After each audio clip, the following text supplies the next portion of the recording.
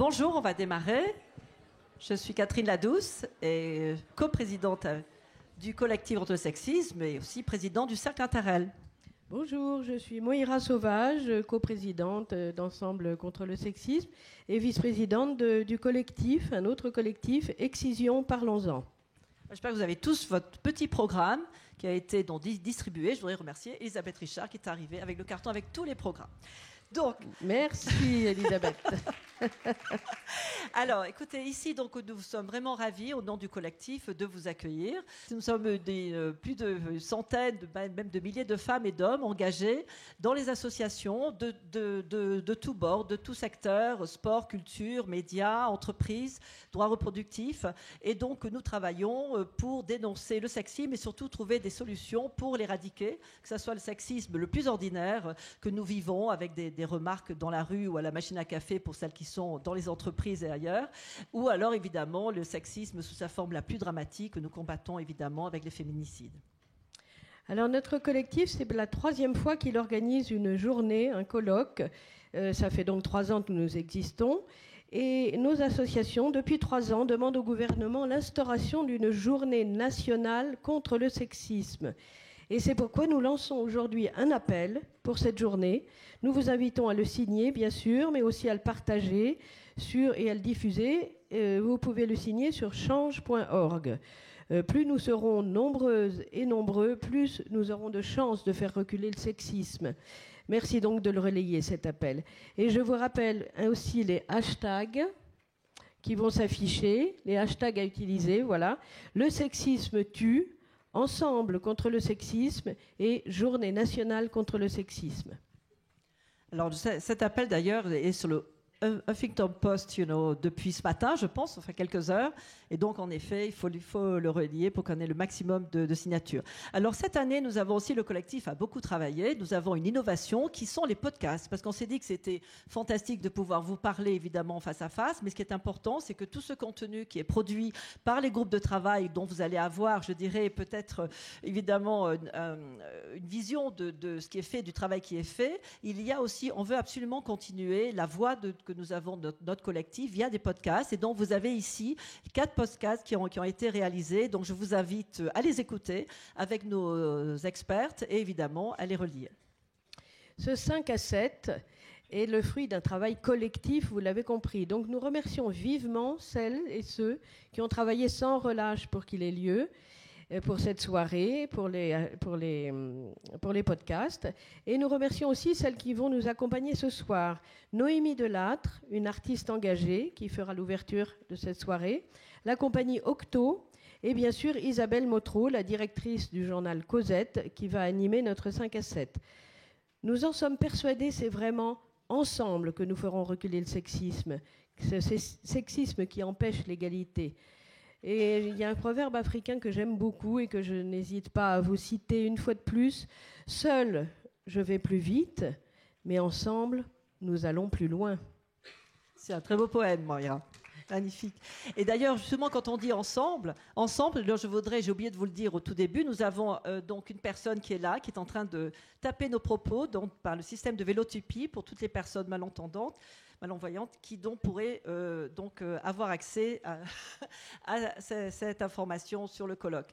Alors là maintenant, je dirais, vous êtes bien rendu compte que nous sommes au Sénat. Alors pourquoi nous sommes au Sénat ?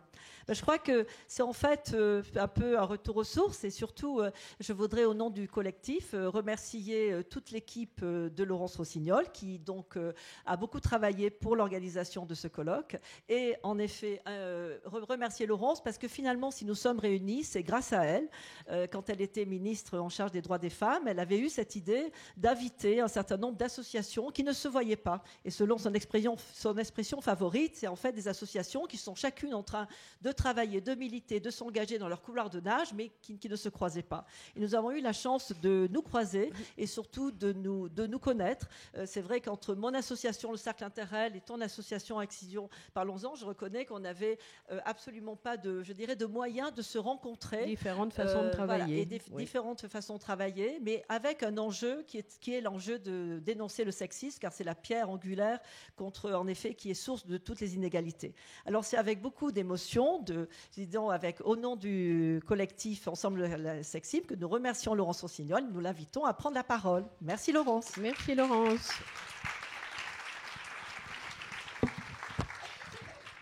Merci Catherine, merci Moira, bonsoir et merci à tout le collectif. Très rapidement, je voulais dire que c'est chaque année avec encore plus d'émotion que l'année précédente que je participe ou j'assiste à cette journée nationale contre le sexisme que le collectif porte vraiment depuis pour la troisième année consécutive, avec beaucoup d'émotion parce que d'abord il faut toujours s'incliner et goûter les structures qui durent, les structures qui s'installent dans le temps et les réseaux qui se créent. Effectivement, moi j'ai toujours eu une obsession parce que j'ai observé assez vite. En fait, c'est pas moi, vous avez peut-être entendu déjà, c'est comme un peu Moira avec son proverbe, je raconte toujours la même histoire. Peut-être m'avez déjà entendu le dire. Les Scandinaves, les femmes scandinaves, les féministes, dans les années 70, s'étaient aperçues, avaient identifié que les inégalités entre les femmes et les hommes tenaient à 3 choses: le temps, l'argent et les réseaux.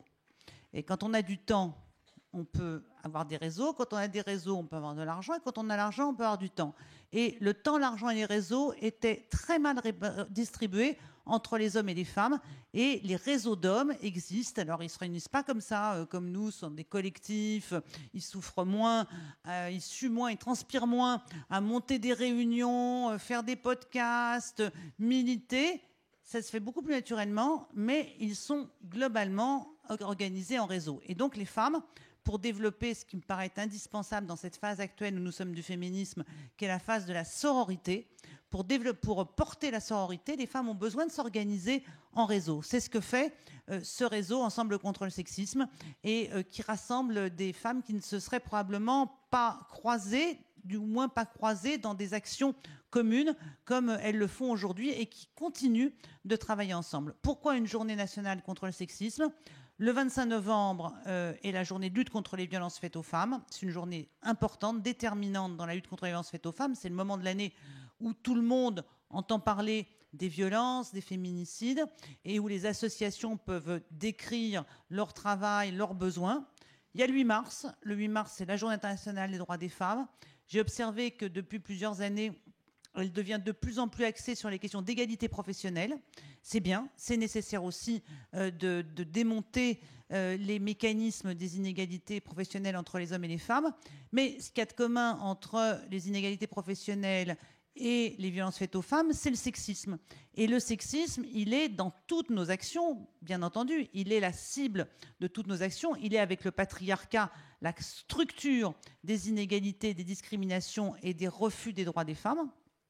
Et ce sexisme, il faut travailler en tant que tel dessus et permettre que pendant une journée, les médias en particulier, mais aussi les chercheurs, les élèves dans les lycées, la société se mobilise pendant une journée pour identifier le sexisme.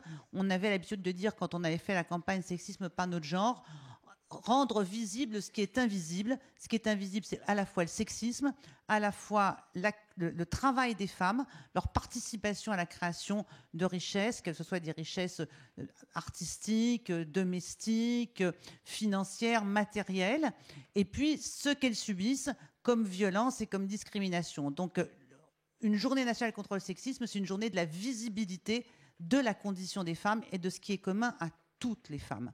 Voilà pourquoi cette journée est importante. Merci à toutes celles qui l'ont portée, qui ont travaillé. C'était plus des longues réunions. Merci à Laurence Beldowski qui accueille régulièrement les réunions du collectif dans ses bureaux. Et puis à toutes celles et ceux qui sont là. Et l'autre chose positive que je voudrais dire sur ce collectif, c'est que non seulement on y va parce qu'on a une cause commune à défendre, mais on y va parce que maintenant on est devenus des amis. Et c'est ça qui est le plus important, c'est les liens affectueux, amicaux, qui se sont tissés à l'intérieur de ce collectif et qui sont probablement la plus belle garantie de longévité du collectif.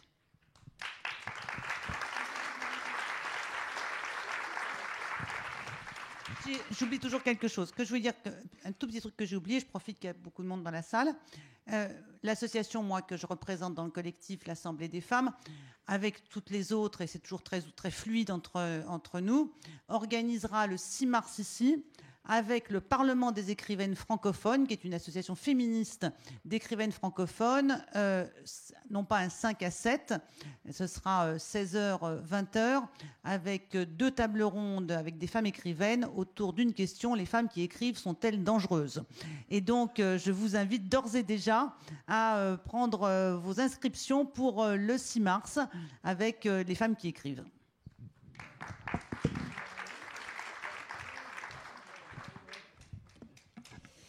Bonsoir à toutes et à tous. Alors, le magazine Cosette et moi-même, je dirige ce magazine, sommes ravis d'être partenaires de cet événement, puisque la représentation des femmes, c'est un sujet auquel nous nous consacrons depuis 10 ans, avec toujours autant d'enthousiasme.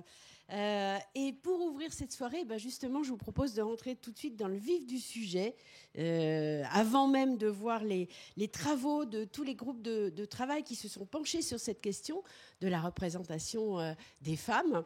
Eh bien, on va commencer par un extrait d'un spectacle qui précisément s'en occupe et en parle beaucoup. Je vais appeler une comédienne, humoriste, une artiste engagée pour l'égalité femmes-hommes. Elle soutient le collectif Ensemble contre le sexisme. Elle est actuellement au Théâtre de la Pépinière pour son spectacle Féminisme pour hommes. Noémie Delattre. Bonsoir Noémie. Bonsoir.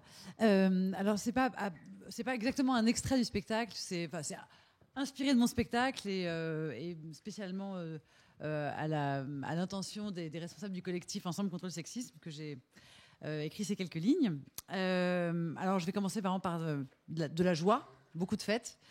Inégalité professionnelle, plafond de verre, plancher collant, discrimination à la grossesse et licenciement abusif, évincement des sphères politiques, militaires, artistiques, culturelles, médiatiques et de l'espace public en général, prostitution, pornographie, GPA ou voile, bref, tous ces dossiers où les femmes sont à la fois considérées comme victimes et pourtant tenues pour responsables, injustice, insécurité, inégalité et précarité, violence gynécologique, mutilation génitale, mariage forcé, harcèlement, agression, viol, féminicide. Hello! Ça fout les boules, hein? Ouais, je sais. On se dit qu'on n'y arrivera jamais, ouais, je sais. Eh bien, j'ai une idée de solution à vous proposer, mais qu'apparemment, je ne suis pas la seule à avoir eue, qui consisterait à ne plus considérer chaque problème distinctement comme un fait autogénéré, mais considérer tous ces problèmes comme le fruit d'un seul et même système, le sexisme.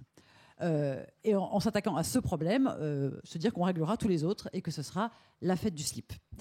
Bon, alors, la difficulté quand on parle de sexisme, ou pire, de patriarcat, c'est qu'on a toujours l'impression qu'il s'agit de dénonciation et d'accusations nominatives de tous ces gros machos phallocrates qui se grattent les couilles et méprisent les femmes en les traitant de mégères ou pire, de salopes. Donc ça semble facile. On se dit, moi ça ne me concerne pas. Je ne suis pas comme ça. Enfin, je connais peut-être 2-3 mecs au pire. Puis en tout cas, moi c'est sûr que c'est pas moi. Donc nous, ça va. Nous, on est tranquille. On n'est pas sexiste, nous.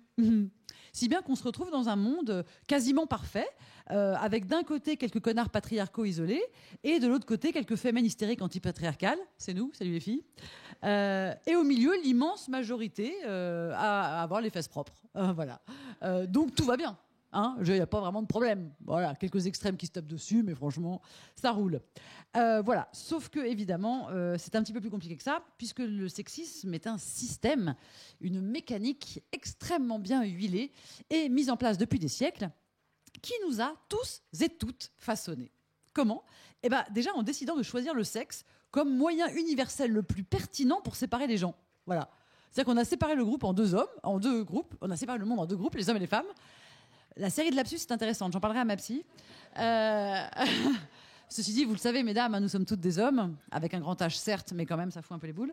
Bref, donc alors déjà, c'est un petit peu compliqué, puisque comment est-ce qu'on définit ce qu'est un homme ou ce qu'est une femme ? L'apparence, les organes génitaux, les hormones, les chromosomes, le genre, l'état civil. Voilà. Et puis surtout, qu'est-ce qu'on fait de toutes ces personnes qui se reconnaissent dans aucune de ces catégories ? Bref, mais ça, c'est un autre sujet que j'aborde dans mon spectacle. Mais admettons, en effet, ces deux groupes existent bel et bien, les hommes et les femmes. Mais pardon, il me semble qu'il existe aussi le groupe des yeux foncés et le groupe des yeux clairs. Le groupe des moins de 20 ans est celui des plus de 20 ans. Le groupe des résus positifs est celui des résus négatifs. Les droitiers et les gauchers, les suiveurs et les leaders, les socialistes et les capitalistes, les gens qui méditent et ceux qui ne méditent pas. Alors pourquoi a-t-on choisi le sexe comme principale différenciation entre les gens ? Pourquoi considère-t-on que des gens qui vont parfois ne partager que cette caractéristique vont pouvoir être rangés dans la même catégorie pour tout le reste ? Vêtements, activités, métiers, qualités, défauts, etc. Alors que, pardon, mais il me semble qu'il y a plus de points communs entre des socialistes, par exemple, qu'entre des porteurs de pénis. Ce me semble. Mais attendez, parce que c'est pas tout. On n'a pas seulement dissocié, différencié. On a attribué à chaque groupe des qualités essentielles, opposées et complémentaires. Hommes, femmes, grand, petit, fort, faible, intellect, émotion, dur, mou, actif, passif, etc. Or, pardon, mais est-ce que vous préférez confier le pouvoir à quelqu'un de petit, faible, passif, émotif et mou, ou à quelqu'un de grand, fort, actif, intellectuel et dur ? Je me pose la question. Voilà. Et ben c'est comme ça qu'on s'est fait avoir, en valorisant les groupes. En fait, le sexisme a séparé l'humanité en deux groupes, que seul le sexe oppose. Le patriarcat a défini la supériorité de l'un sur l'autre, et le culte de la virilité a orchestré la domination masculine. C'est con, hein ? Eh ben ça marche depuis des siècles. Voilà comment on a conçu un imparable système de disqualification du sexe féminin qui constitue la plus systématique et la plus universelle discrimination de tous les temps. Alors comment on s'en sort ? Eh bien, déjà, à mon humble avis, en intégrant évidemment que lutter contre le patriarcat ne se résume pas à une lutte des femmes contre les hommes, bien au contraire. Puisque le culte de la virilité, qui est à l'origine de toutes les inégalités, de la violence et de la discrimination, opprime aussi les hommes, en leur indiquant qu'ils doivent absolument être blancs, hétéros, valides, grands, forts, riches, poilus, chevelus, etc. Ce qui fait quand même, on va pas se mentir, un paquet de gars qui galèrent. Donc, je regrette, mais c'est bien ensemble, hommes et femmes, que nous devons lutter contre le sexisme. Et comment ? Eh bien, en admettant la part de sexisme en chacun et chacune de nous, héritée de siècles de domination masculine. En l'admettant et en la refusant. Maintenant, ça suffit. Maintenant, on agit. On se renseigne, on essaye, on refuse les stéréotypes, on modifie notre langue, notre culture, nos institutions, notre devise, nos réflexes et nos propres comportements. On se retrousse les manches tous et toutes ensemble et on œuvre pour un monde de liberté, d'égalité et de solidarité. Ouais, je tiens vraiment à changer la devise. Ensemble contre le sexisme.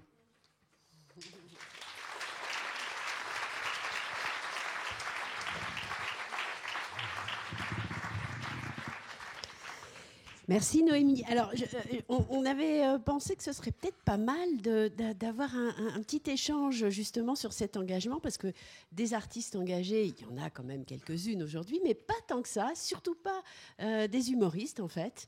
Donc la première question que j'avais envie de vous poser, c'est depuis combien de temps cet engagement ? Assez récemment, en fait, j'étais à France Inter dans l'émission de Frédéric Lopez. Je débutais à la radio, j'étais censée faire des chroniques humoristiques toutes les semaines et je cherchais un petit peu mon ton. Et un jour, Frédéric m'a dit en fait, c'est quand tu es en colère que tu es drôle et que tu es intéressante. Donc dis-moi chaque semaine ce qui t'a mis en colère. Et donc c'est ce que j'ai fait. J'avais beaucoup de sources d'inspiration. Et en fait, au bout de 2 mois, donc au bout d'une demi-douzaine de chroniques, on s'est rendu compte que tout ce qui me mettait en colère, toutes les injustices que je subissais ou les inégalités auxquelles j'assistais, étaient liées à mon sexe. C'était toujours parce que j'étais femme que j'avais souffert ou vu souffrir. Alors évidemment, la deuxième question s'enchaîne naturellement. Est-ce que du coup, vous vous sentez plus engagée, militante ou artiste ? Alors, historiquement, je suis d'abord artiste et militante séparément. Et puis en fait, au bout d'un moment, j'étais donc, intégrée, identifiée comme féministe. Et du coup, j'étais invitée à des colloques, des assemblées, des événements comme celui auquel nous sommes ici ce soir. J'ai même écrit un livre qui est sorti chez Flammarion. Sauf qu'au bout d'un moment, je me suis rendu compte que tous les gens à qui je m'adressais étaient déjà des gens déjà convaincus. Les gens qui achetaient mon livre étaient déjà convaincus. Donc c'était pas inutile, bien sûr, loin de là. Penser le féminisme, penser l'idéologie, enfin la philosophie féministe, bien sûr, c'est très intéressant. Mais je continuais à avoir des gens qui me disaient n'importe quoi dans mon oreille, dans mon quotidien. Et donc je me suis dit comment parler aux gens qu'il faut convaincre. Et je me suis souvenu que j'avais un métier qui était artiste. Et je me suis dit que j'allais mettre mes compétences au service de mon engagement en faisant un spectacle divertissant, populaire, drôle, avec même des striptease, mais qui parle évidemment de féminisme. Voilà. Mais alors, où est la limite? C'est-à-dire, est-ce que l'artiste s'autorise, par exemple, à un jeu de mots, à un bon mot un peu limite? Ou est-ce que la militante est toujours là pour dire « Ah non, non, ça tu peux pas, là ». C'est très. Alors, pour moi, il y a deux sujets. Il y a le premier sujet dont on entend beaucoup parler d'hommes, beaucoup qui disent ah ouais d'accord, donc on peut plus draguer, donc on peut plus faire d'humour. Ah bon, on peut plus rien faire, on peut plus rien dire maintenant. C'est quoi cette époque? On peut plus rien dire, etc. Pour moi, tout est une question de contexte. Faire une blague, les juifs n'aiment pas trop les fours. Bon, c'est lourd, mais ça va aujourd'hui. En 39, c'est un petit peu différent. Ce que je veux dire, c'est qu'il y a des époques où là, effectivement, je pense que oui, peut-être pendant 1 an ou 2, on va arrêter 2 secondes de faire des blagues sexistes parce qu'on est en train d'avancer, on est en train de passer un cap énorme et que voilà, on va se mettre notre humour sur l'oreille pendant 2 ans. Ça va pas être si grave que ça. Si ça sauve des millions de femmes du sexisme, ça sera plutôt chouette. Surtout qu'on peut rire d'autre chose. Alors, est-ce que justement, il y a des sujets, quand vous êtes sur scène, vous sentez qu'il y a des sujets qui passent pas, avec lesquels justement on peut pas rire, quoi? Alors, je sais pas si c'est qu'on peut pas rire, en tout cas, mais je sens qu'il y a des moments dans le spectacle qui, dès que je me parle de la maternité, en fait. C'est le moment de mon spectacle où les gens, hommes comme femmes d'ailleurs, sont sur leur garde. C'est comme si c'était l'intouchable. On n'a pas le droit de parler de la maternité, on n'a pas le droit de parler de ça, etc. Et donc j'en parle de 2 manières. J'en parle à travers les violences obstétricales et gynécologiques, et j'en parle à travers la manière dont les femmes enceintes sont traitées dans la société, notamment dans le monde du travail, avec les congés parentaux, enfin les congés maternité, les congés paternité, avec le manque, la ruine des carrières des femmes après leur grossesse, et je sens que vraiment c'est compliqué pour tout le monde. C'est comme ça, c'est la nature. On n'y touche peut pas faire quoi. autrement. Non. Surtout que l'argument massu qui met fin à tout débat, c'est oui, mais c'est la nature, c'est les hommes, c'est les femmes qui portent les enfants. Qu'est-ce qu'on y peut? Alors que effectivement, pour des raisons biologiques, pendant des siècles, c'est bien aux femmes qu'incombait le devoir de nourrir et de soigner leurs enfants. Autant maintenant, ça fait quelques années déjà, avec le lait maternisé, je pense qu'on peut dire que les papas sont exactement aussi aptes que les mamans à prendre soin de leur progéniture. Enfin, y a pas de... Ça, c'est nous qui avons choisi un système sexiste. Et vous en parlez souvent, quand même, malgré tout, dans votre spectacle? J'en parle à chaque fois, tous les soirs. Je lâche pas. Je lâche pas. Je fais un quart d'heure sur la maternité, la grossesse. Je lâche pas. Alors, on va prendre rendez-vous. Donc, c'est le théâtre? C'est au Théâtre de la Pépinière. Voilà. Tous les dimanches et les lundis, j'y vais. Là, je vous quitte pour aller... Jusqu'en avril, je crois. Jusqu'à fin avril, ouais. Fin avril. Tout à fait. Allez-y, on vous retient pas. Merci beaucoup, Noémie. Merci.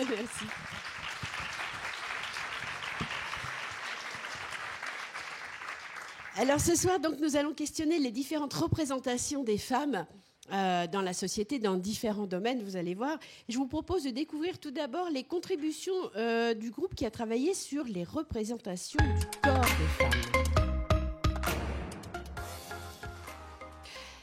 Vaste sujet, hein. Les injonctions portées par les stéréotypes de genre, la médecine, majoritairement androcentrée, et puis la révolution du clitoris. Voici quelques-uns des sujets qui vont être abordés. Et pour commencer, extrait d'un texte fondateur sur ces questions, King Kong Theory de Virginie Despentes, un texte lu par la comédienne et performeuse Sophie Bourrel, qu'on recevra de nouveau tout à l'heure.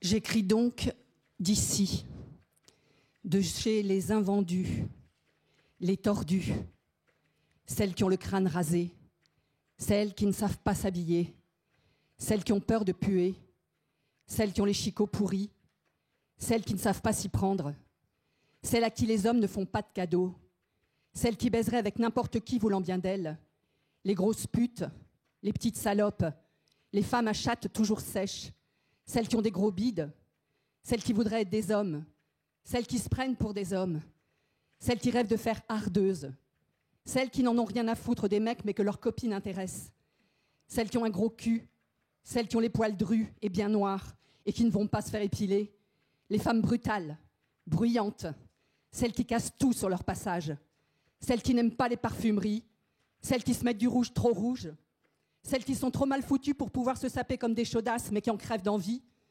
celles qui veulent porter des fringues d'hommes et la barbe dans la rue, celles qui veulent tout montrer, celles qui sont pudiques par complexe, celles qui ne savent pas dire non, celles qu'on enferme pour les mater, celles qui font peur, celles qui font pitié, celles qui ne font pas envie, celles qui ont la peau flasque, des rides plein la face, celles qui rêvent de se faire lifter, liposucer, péter le nez pour le refaire, mais qui n'ont pas l'argent pour le faire, celles qui ne ressemblent plus à rien, celles qui ne comptent que sur elles-mêmes pour se protéger, celles qui ne savent pas être rassurantes, celles qui s'en foutent de leurs enfants, celles qui aiment boire jusqu'à se vautrer par terre dans les bars, celles qui ne savent pas se tenir.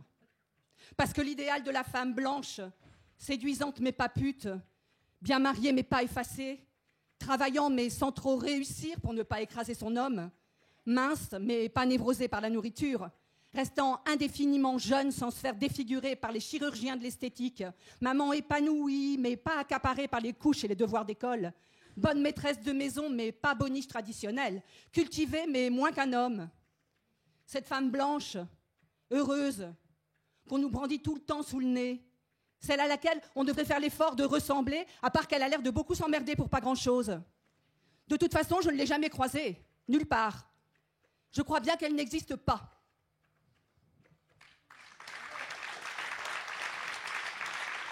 Merci. Justement, est-ce qu'elle existe ou est-ce qu'elle n'existe pas, cette femme? C'est qui cette femme? C'est quoi, finalement, une femme? Voilà ce qu'en pense Lily Sohn dans sa BD Vagin tonique, la conclusion étant « Être une femme, regardez, c'est avant tout le déclarer ». Alors, faire bouger les lignes, hein, oui, on a envie de l'applaudir. Faire bouger les lignes, c'est bien ce à quoi il faut s'attaquer dans tous ces domaines. Et alors, en matière de représentation du corps des femmes, la médecine, par exemple, a bien besoin, elle aussi, de faire bouger les lignes. Alors, pour aborder ce sujet, je passe la parole à Muriel Salles, historienne et universitaire, qui s'est beaucoup penchée sur la question de la santé des femmes. Bonsoir, Muriel. Bonsoir et merci pour cette invitation. Alors, je vous laisse le micro, la parole. Faites-nous un petit point. Ouais, un petit point qui me sort beaucoup de ma zone de confort. Donc, merci pour cette invitation, mais 5 minutes sur des formats comme ça, c'est tout sauf un format académique, donc vous me pardonnerez certaines imprécisions. C'est donc de santé que je vais vous entretenir, et pour une fois, voilà un domaine dans lequel il est coutume de penser que voilà, les femmes sont mieux loties que les hommes, puisque chacun et chacune ici sait bien que les femmes vivent plus longtemps que les hommes, 85 ans à peu près pour l'espérance de vie en 2014 versus 79 ans pour les petits garçons qui sont nés cette même année. Donc il y a clairement une différence en faveur des femmes. Sauf que quand on regarde les choses dans les détails, et par exemple quand on regarde ce qu'il en est de ce qu'on appelle l'espérance de vie en bonne santé, qui est très différente de l'espérance de vie tout court, on constate que si les hommes peuvent espérer vivre 63 ans, les femmes peuvent espérer vivre 64 ans. Et donc là, la différence est très nettement moins marquée. Et surtout, ces indicateurs-là, ils évoluent aujourd'hui à la baisse pour les femmes. Et donc, l'espérance de vie en bonne santé des femmes, effectivement, est en diminution. Et donc, on va avoir clairement des problématiques de santé, et notamment de santé chez les femmes âgées, qui vont se poser d'une manière particulièrement aiguë dans un futur assez proche. Bref, vous l'avez compris, ce que je cherche à vous dire, c'est que le sexe est un déterminant de santé. Le sexe est un déterminant de santé au sens biologique du terme. Je ne vais pas du tout m'arrêter sur ces aspects-là des choses, mais il y a des façons de définir ce que c'est que le sexe biologique qui sont extrêmement complexes. Ça a été évoqué très très vite tout à l'heure de manière presque humoristique par Noémie Delattre, mais je n'ai pas son talent. Il n'en demeure pas moins qu'il y a des différences biologiques entre ce qu'on appelle habituellement les hommes et les femmes, et que donc forcément il y a des pathologies féminines parce que certains organes sont spécifiques des femmes. Mais il existe aussi, et ça c'est une grande nouvelle, figurez-vous, des pathologies masculines. Pourquoi est-ce que je dis que c'est une grande nouvelle ? Parce que les dictionnaires médicaux l'ignorent le plus souvent. Ils consacrent des centaines de pages à la question des pathologies féminines, mais pas du tout, pas une ligne, ou presque pas une ligne, sur les pathologies masculines. Pourquoi ? Parce que le masculin en santé, en médecine, comme dans bien d'autres domaines d'ailleurs, le masculin ne se dit pas, il n'en a pas besoin, parce qu'il est l'universel. C'est la raison pour laquelle, on l'a dit tout à l'heure un peu rapidement en introduction, on peut dire des savoirs médicaux qu'ils sont androcentrés, ce que Simone de Beauvoir disait autrement joliment quand elle disait que les femmes étaient l'inessentiel face à l'essentiel. Ce qui vaut en philosophie, ce qui vaut en sciences sociales, ce qui vaut en politique, vaut aussi effectivement en santé. Donc le sexe est un déterminant biologique de santé. Il y a des différences biologiques entre les hommes et les femmes, et donc il y a des maladies féminines et aussi des maladies masculines, et c'est peut-être ça qui est important de retenir. Le sexe est aussi un déterminant social de santé. Cela va de soi, tout le monde ici le sait bien, la précarité surexpose à un certain nombre de problèmes de santé, et il se trouve que les femmes sont les premières concernées par les problématiques de précarité et de pauvreté.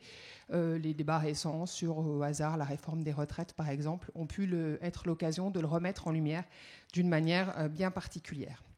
Et puis, j'en terminerai en soulignant que les savoirs et les pratiques médicales, s'ils ne sont pas toujours pensés pour être sexistes, peuvent toutefois le devenir, pour une raison que je vais essayer de vous expliquer de manière un peu efficace. En fait, le discours médical contemporain, dont on peut considérer qu'il s'origine au XIXe siècle, ce discours médical contemporain, il construit les femmes comme des êtres que j'appellerais physiologiquement pathologiques. Jules Michelet disait les femmes sont d'éternelles malades. Moi, je le dirais encore autrement. Pour le discours médical depuis le XIXe siècle, une femme qui va bien, c'est une femme qui va mal. Et voilà, dit comme ça fait sourire, mais qu'est-ce que ça veut dire ? Ça veut dire qu'effectivement, comme le disait Noémie Delattre aussi tout à l'heure, il y a un système de disqualification du sexe féminin qui est mis en route pour diverses raisons depuis un certain nombre de siècles, mais qui prend, on va dire, une acuité particulière au XIXe siècle. Et ce système de disqualification du sexe féminin, il va s'appuyer de manière particulièrement efficace sur le discours médical. Et voilà, parce qu'il y a un rapport entre ce discours médical qui se construit au XIXe siècle et la période contemporaine. Voilà, comme par exemple, comment on peut comprendre le fait que la Haute Autorité de Santé ait inscrit en 2016 seulement l'endométriose à son plan de réflexion, parce que l'idée est installée depuis le XIXe siècle que les douleurs de règles sont des douleurs normales, et donc on ne perçoit pas les douleurs de règles comme pathologiques. Et quand on a été effectivement formé à la faculté de médecine avec cette idée que les douleurs de règles étaient des douleurs normales, on peine à écouter ces patientes quand elles s'en plaignent. Or, on considère aujourd'hui que l'endométriose, qui est une maladie particulièrement invalidante, est une maladie qui concernerait une femme sur 10. Et donc, on peut effectivement trouver alarmant que la Haute Autorité de Santé s'en soit saisie aussi tardivement. Bref, il y a comme ça un discours médical qui s'élabore dans le courant du XIXe siècle pour disqualifier les femmes dans leur corps, et qui effectivement passe par la construction de savoirs médicaux qui doivent être réinterrogés aujourd'hui, et qui peuvent l'être d'abord parce que je suis d'un naturel optimiste. La profession médicale, chacun sait qu'elle se féminise, et qu'elle se féminise de manière importante. Alors, s'il suffisait que les femmes embrassent une profession pour que celle-ci devienne davantage égalitaire, ça se saurait, mais on a là quand même, je pense, peut-être une ouverture. En tout cas, j'ai la faiblesse de le croire puisque j'enseigne en faculté de médecine. Et puis aussi, parce que l'engagement des mouvements féministes sur ces questions, sur les questions de santé, est un engagement ancien. On peut évoquer le Women's Health Movement qui date des années 70 aux États-Unis. On peut souligner que l'engagement des mouvements féministes sur la question de la santé revient dans l'actualité. Oser le féminisme a lancé une campagne sur les questions de santé tout à fait récemment. Et tout ça, ça invite effectivement à réentendre ce que les femmes des années 70 réclamaient alors, et qu'on peut peut-être réclamer aujourd'hui avec elles, quand elles disaient « notre corps nous-mêmes ». Voilà, je vous remercie pour votre attention.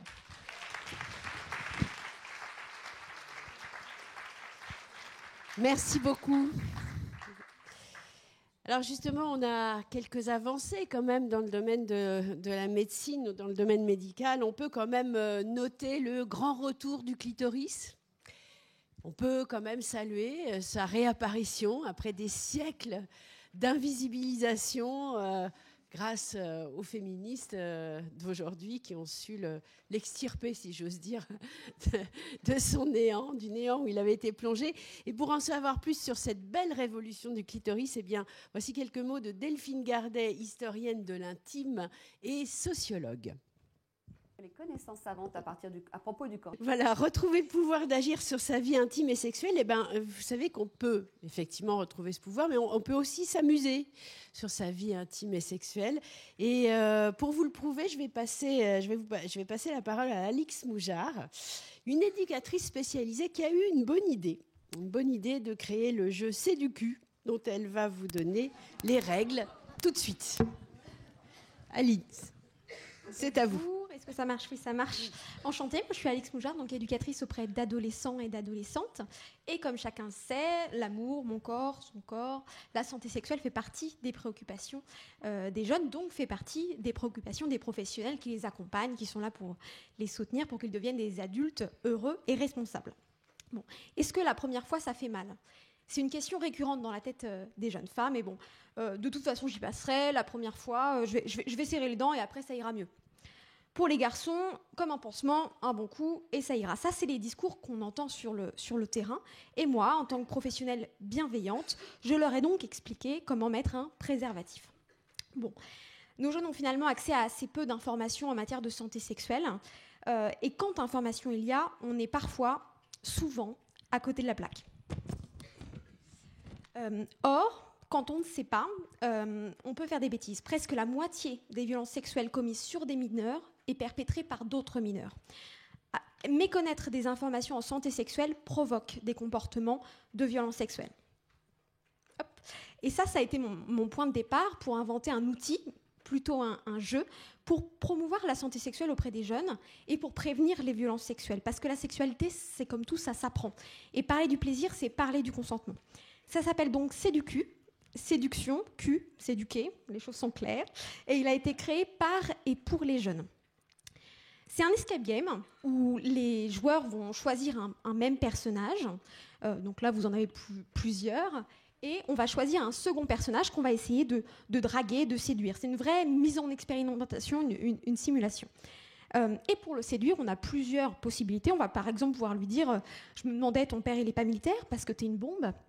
Ou alors, on va aussi pouvoir lui dire oula, pardon. J'ai un petit trou. C'est pas moi qui réagis. On va aussi pouvoir lui dire eh oh, t'as le plus beau cul des environs, toi, ça donne l'envie de le ploter.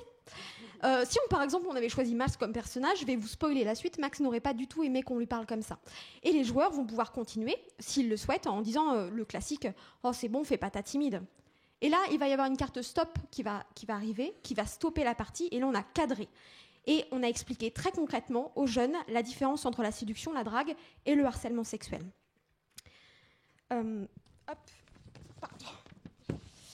Bon, l'objectif, c'est quand même de draguer ce personnage. Donc, par exemple, Max, et il va y avoir plein de situations. On va pouvoir l'emmener au cinéma, aller en soirée, etc., pour essayer de conquérir son cœur. Et à chaque choix que les joueurs font, il va y avoir des échanges, il va y avoir des débats entre les jeunes. Donc, entre les pairs, les messages entre pairs marchent quand même beaucoup mieux. Mais aussi entre les genres, entre les filles et les garçons, et toutes les personnes LGBTQI+, évidemment. Et créer les échanges, réfléchir sur ses choix et sur ceux des autres, c'est bien l'objectif de ce jeu. Bon. Une fois qu'on a réussi à séduire Max, l'objectif va être ensuite d'additionner des parties du corps pour faire des actions. Hop. Et avec ces actions, on va pouvoir faire monter le désir et le plaisir. Et on a gagné la partie lorsqu'on a atteint le waouh, c'est-à-dire une relation affective et intime safe, sans violence, sans risque d'IST ou de grossesse non désirée non plus. Et le jeu sera gagné lorsqu'on aura atteint... Oui, le waouh, je l'ai déjà dit, pardon, je me mélange. D'ailleurs, le plaisir, il n'est pas du tout pris en fonction de la pratique, mais il est pris en fonction de la personne. Et c'est ça qui est important. D'ailleurs, c'est ça les préoccupations des jeunes. C'est comment ça se passe le sexe dans la vraie vie. Qu'est-ce que je vais pouvoir faire de toutes ces parties du corps? Sauf qu'aujourd'hui, les messages qui sont passés, c'est quand même des messages très masculino et hétérocentrés. Début d'un rapport sexuel, érection masculine. Fin d'un rapport sexuel, éjaculation, point. Transmettons aux femmes et aux hommes que non, un rapport sexuel n'est jamais censé faire mal. Donnons-leur la connaissance de leur corps, au hasard le clitoris. Affirmons que la santé sexuelle et le plaisir est un droit pour tous et surtout pour toutes, parce que l'égalité des femmes et des hommes se joue aussi dans l'intime. Parlons du plaisir et nous parlerons du consentement. Merci. Merci beaucoup. Où est-ce qu'on peut le trouver, ce jeu ? Sur votre site internet, voilà, je vous invite à le noter et à l'acheter. Alors, il nous reste à remercier pour cette éclairante contribution, pour leur éclairante contribution, toutes les associations qui ont participé à ce travail sur les représentations du corps des femmes. Alors, les voici, je ne vais pas toutes les citer parce que pendant que vous les lisez, je vais vous annoncer la suite, puisque avant... Voilà, on peut les applaudir quand même. C'était un travail très important et très intéressant. Alors, voilà, maintenant le moment d'aborder un sujet très actuel, peut-être plus encore que la robe de Judith, la représentation des femmes dans le texte. Et alors, pour soutenir brillamment le plaidoyer pour davantage de femmes dans le numérique, eh bien, j'appelle Isabelle Blin, vice-présidente du Conseil national des femmes françaises et administratrice d'ONU Femmes France. C'est à vous. Merci Isabelle. Les femmes sont sous-représentées dans le numérique, c'est depuis le début, depuis l'école, ensuite dans les jeux vidéo et on le retrouve dans l'intelligence artificielle. Pour parler de ce sujet, on va faire appel à des expertes. Donc, je vais demander à Claudine Schmuck de bien vouloir me rejoindre. Donc, Claudine est autrice de GenderScan et également à Gaëlle Mongeon, qui représente Femmes Ingénieures. Elle est administratrice et responsable du comité numérique. Je te laisse prendre un micro. Alors, Claudine, quelle est la situation des femmes dans le numérique actuellement en Europe et comment se positionne la France ? Bien, écoute, la situation en France n'est pas formidable. C'est-à-dire que ce qu'on observe sur les 5 dernières années, c'est que la proportion de femmes dans le numérique a baissé.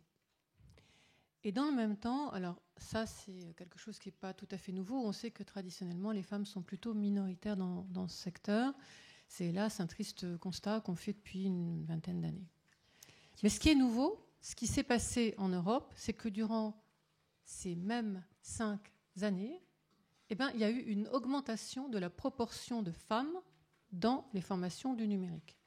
Donc au moment où nous expérimentons une chute des femmes, de la féminisation des formations au numérique, c'est l'inverse qui se produit dans un certain nombre de pays européens, avec même des croissances extrêmement fortes qui sont parfois supérieures à 40, 50, 60%, alors que nous, ça décroît.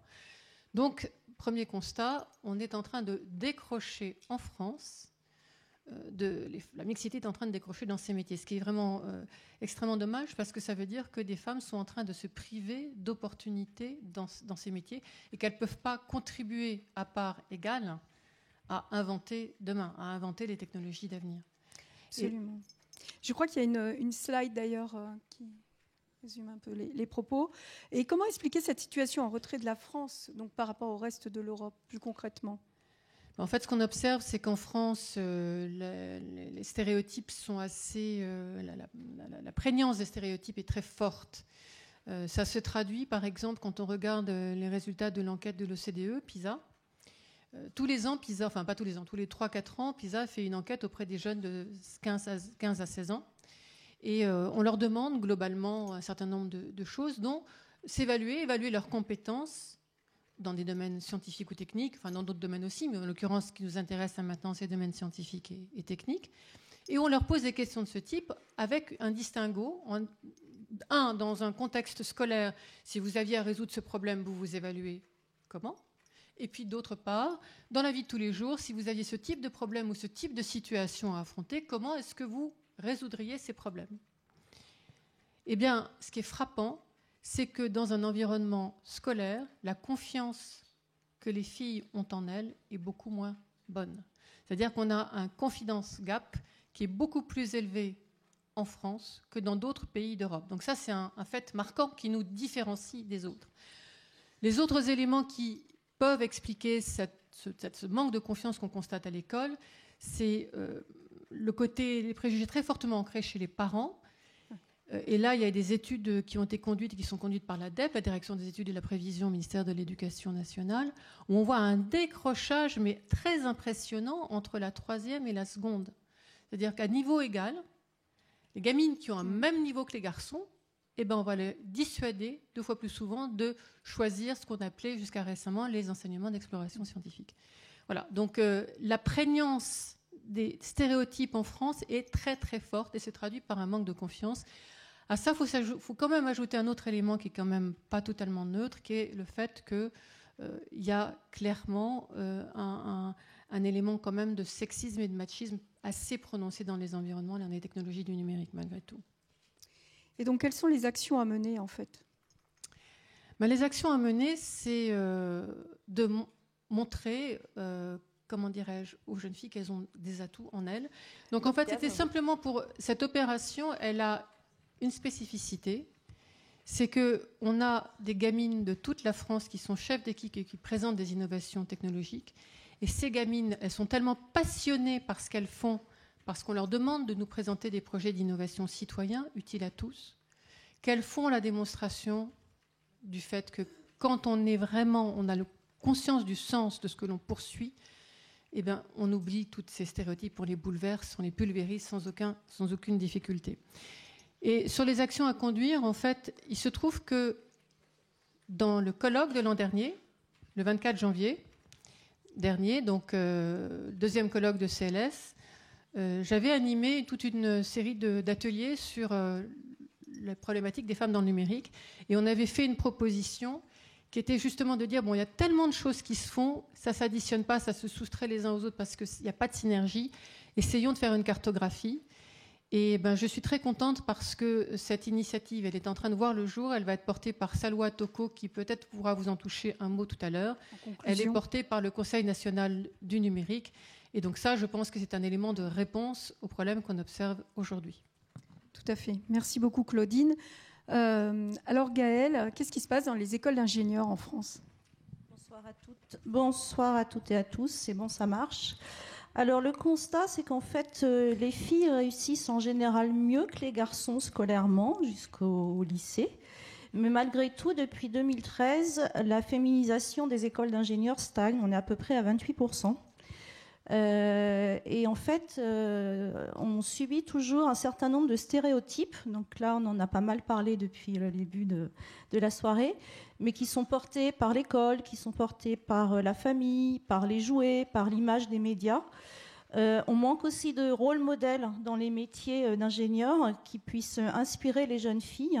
Et on se retrouve du coup avec des jeunes filles qui continuent à s'orienter plus vers les filières médicales, du tertiaire, littéraire, et les jeunes hommes qui s'orientent vers les métiers techniques. Et pourquoi une si faible proportion en informatique alors ?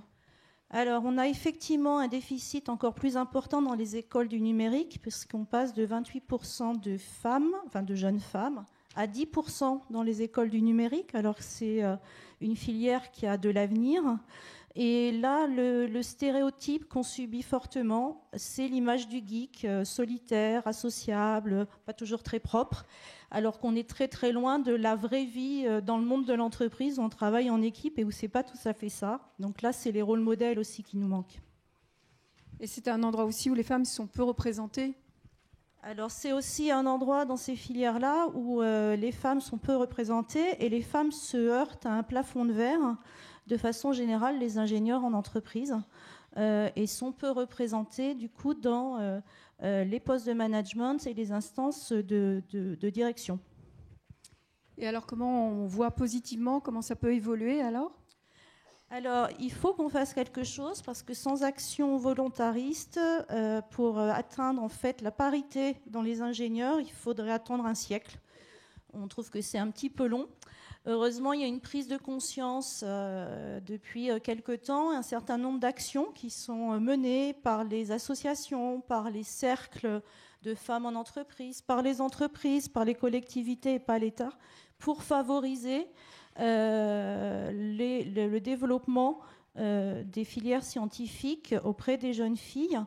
Et on a donc typiquement dans des écoles, on arrive à atteindre avec des actions volontaristes 25% de femmes. Mais il faut vraiment des actions volontaristes. Alors je crois qu'on a une vidéo. Alors on refait une petite tentative, non ? Non ? Bon. Ok.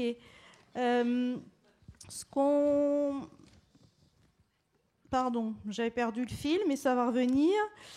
Oui, je disais qu'il y a beaucoup d'actions qui sont menées en entreprise et dans les associations, etc.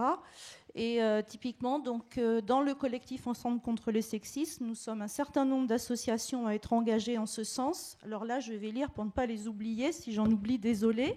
Mais nous avons entre autres donc, le Cercle Interrel, Femmes Ingénieures, dont je fais partie, Global Contact, Claudine, le Laboratoire de l'égalité, ONU Femmes France, le CNFF et Social Builder. Donc toutes ces associations sont engagées pour favoriser plus de femmes dans la tech. Voilà. Très bien, merci beaucoup Gaëlle et Claudine pour cet éclairage. Et maintenant, je vais demander à Alice Pouivet de nous rejoindre. Donc, elle est membre de Social Builder et elle va nous parler des jeux vidéo et de cette sous-représentation en fait des femmes dans les jeux vidéo. Alors Alice, aujourd'hui, bon, un joueur sur 2 est une femme, mais ça n'a pas toujours été le cas. Alors pourquoi ? En effet, et pour des raisons communes au numérique de manière générale, mais pour parler plus spécifiquement du secteur des jeux vidéo, pendant longtemps, les sociétés de jeux vidéo ont rangé les consoles, ont considéré les consoles plutôt en tant que jouets, et les jouets étaient rangés de manière genrée dans les magasins, et donc elles étaient rangées dans les rayons pour garçons. On peut très simplement prêter attention à la terminologie du mot Game Boy, qui est assez révélateur. Alors, l'univers des jeux vidéo est un exemple intéressant par l'image qu'il véhicule, notamment au niveau des avatars. Est-ce que vous pouvez nous en dire plus ? Oui, outre la dimension sociale des jeux vidéo qui est très intéressante, la dimension visuelle l'est aussi, avec notamment la figure des avatars qui souffrent d'une double objectification. Donc d'une part, on a une objectification qui est comportementale, avec d'un côté des avatars masculins qui sont représentés avec une masculinité qui est hégémonique, donc des avatars qui sont forts, qui sont courageux, qui sont puissants. Et d'un autre côté, on a des avatars féminins qui sont représentés plutôt de manière impuissante, passive, et souvent comme des récompenses, comme par exemple Peach dans le célèbre jeu vidéo Mario. Alors, Lara Croft, c'est quand même une exception, non ? Qui confirme la règle ? Bah oui et non, parce que oui, Lara Croft a été une des pionnières, ça a été une des premières protagonistes femmes dans un jeu vidéo, et elle avait des codes attribués généralement aux hommes, tels que justement le courage, la force, entre autres. Cependant, Lara Croft, elle souffre d'une autre objectification qui est cette fois visuelle, souffrant d'hypersexualisation. Et cette hypersexualisation, elle est commune à de nombreux avatars. On a énormément d'avatars féminins qui sont représentés avec une taille fine, avec une forte poitrine, avec des tenues plutôt évocatrices, et des avatars masculins avec une musculature plutôt exacerbée. Pour pousser l'exemple encore un peu plus loin, je vais vous parler d'un jeu vidéo qui s'appelle Saints Row, qui permet aux joueurs du jeu vidéo de régler la taille de la poitrine des avatars féminins et la taille du pénis des avatars masculins. Ce qui est sûrement très utile dans un jeu de guerre. Mais voilà. Mais pour terminer sur les avatars, l'évolution de Lara Croft, qu'on a vu juste précédemment, nous montre quand même qu'il y a une certaine évolution de prise de conscience sur le sujet. Alors, vous parliez de dimension sociale. Qu'est-ce qu'il en est exactement, Alice ? En effet, la culture même des jeux vidéo pose problème. C'est une culture où les forums... Cette image, en effet, fait beaucoup rire. C'est une culture qui pose problème, notamment donc, comme je le disais, avec les forums et les chats qui sont centraux dans les jeux vidéo. Et aujourd'hui, un pseudo féminin reçoit 25 fois plus de messages tendancieux qu'un pseudo masculin sur un forum. Ce qui amène aujourd'hui beaucoup de femmes à utiliser des pseudos masculins. Et concernant les réseaux sociaux, ça a amené beaucoup de femmes à utiliser un hashtag, le hashtag OneReasonWhy, qui est utilisé par des femmes pour relater leur expérience personnelle et notamment les raisons pour lesquelles, selon elles, il y a aujourd'hui peu de femmes qui officient en tant que développeuses dans les jeux vidéo. Alors justement, pourquoi il y en a si peu et pourquoi il en faudrait plus ? Aujourd'hui, il y en a seulement 9% de développeuses. Donc cette photo, justement, elle a été prise lors d'un grand sommet sur le développement web aux États-Unis en 2016, donc il n'y a pas si longtemps que ça. Et pourquoi est-ce que c'est important ? D'une part, outre une raison évidente de justice sociale, c'est aussi une raison de justice économique. Aujourd'hui, il y a énormément d'opportunités dans le numérique. C'est des métiers qui sont plutôt rémunérateurs, en tout cas bien plus que les métiers du care, par exemple, qui sont aujourd'hui majoritairement occupés par les femmes. Et donc, il est important qu'elles se positionnent à ces postes clés. Une autre raison aussi, c'est que aujourd'hui, la diversité des équipes, la mixité notamment, mais la diversité au sens large, permet de rendre finalement les jeux plus inclusifs, quand on sait que les jeux finalement ne sont que le reflet de celles et ceux qui les conçoivent. Donc, c'est une actualité qui n'a finalement pas vraiment fait l'actualité. C'est la sortie annulée d'un jeu qui s'appelle Rape Day, un jeu dont le principe même est finalement de violer des femmes le plus possible. Et il a été conceptualisé et il a seulement été interdit de diffusion par une plateforme une semaine avant sa diffusion initialement prévue l'année dernière. Donc ça nous montre un petit peu seulement une face immergée de l'iceberg, mais aussi l'ampleur du chantier. J'aimerais terminer avec quand même une petite touche positive en citant quelques associations qui œuvrent notamment à plus de diversité, plus de mixité dans les métiers du numérique, notamment Social Builder évidemment, mais aussi Become Tech.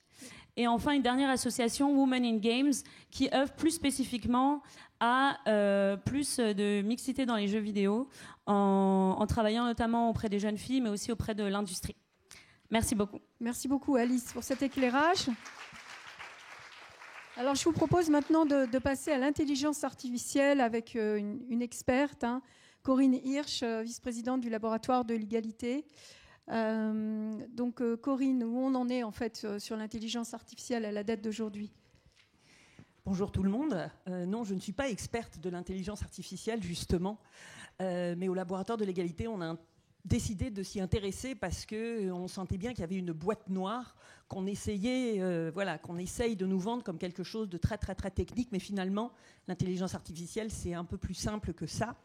Alors aujourd'hui, le numérique, on a parlé d'explosion du numérique. Avec l'intelligence artificielle, les choses s'accélèrent encore plus. L'intelligence artificielle, elle est vraiment dans notre quotidien.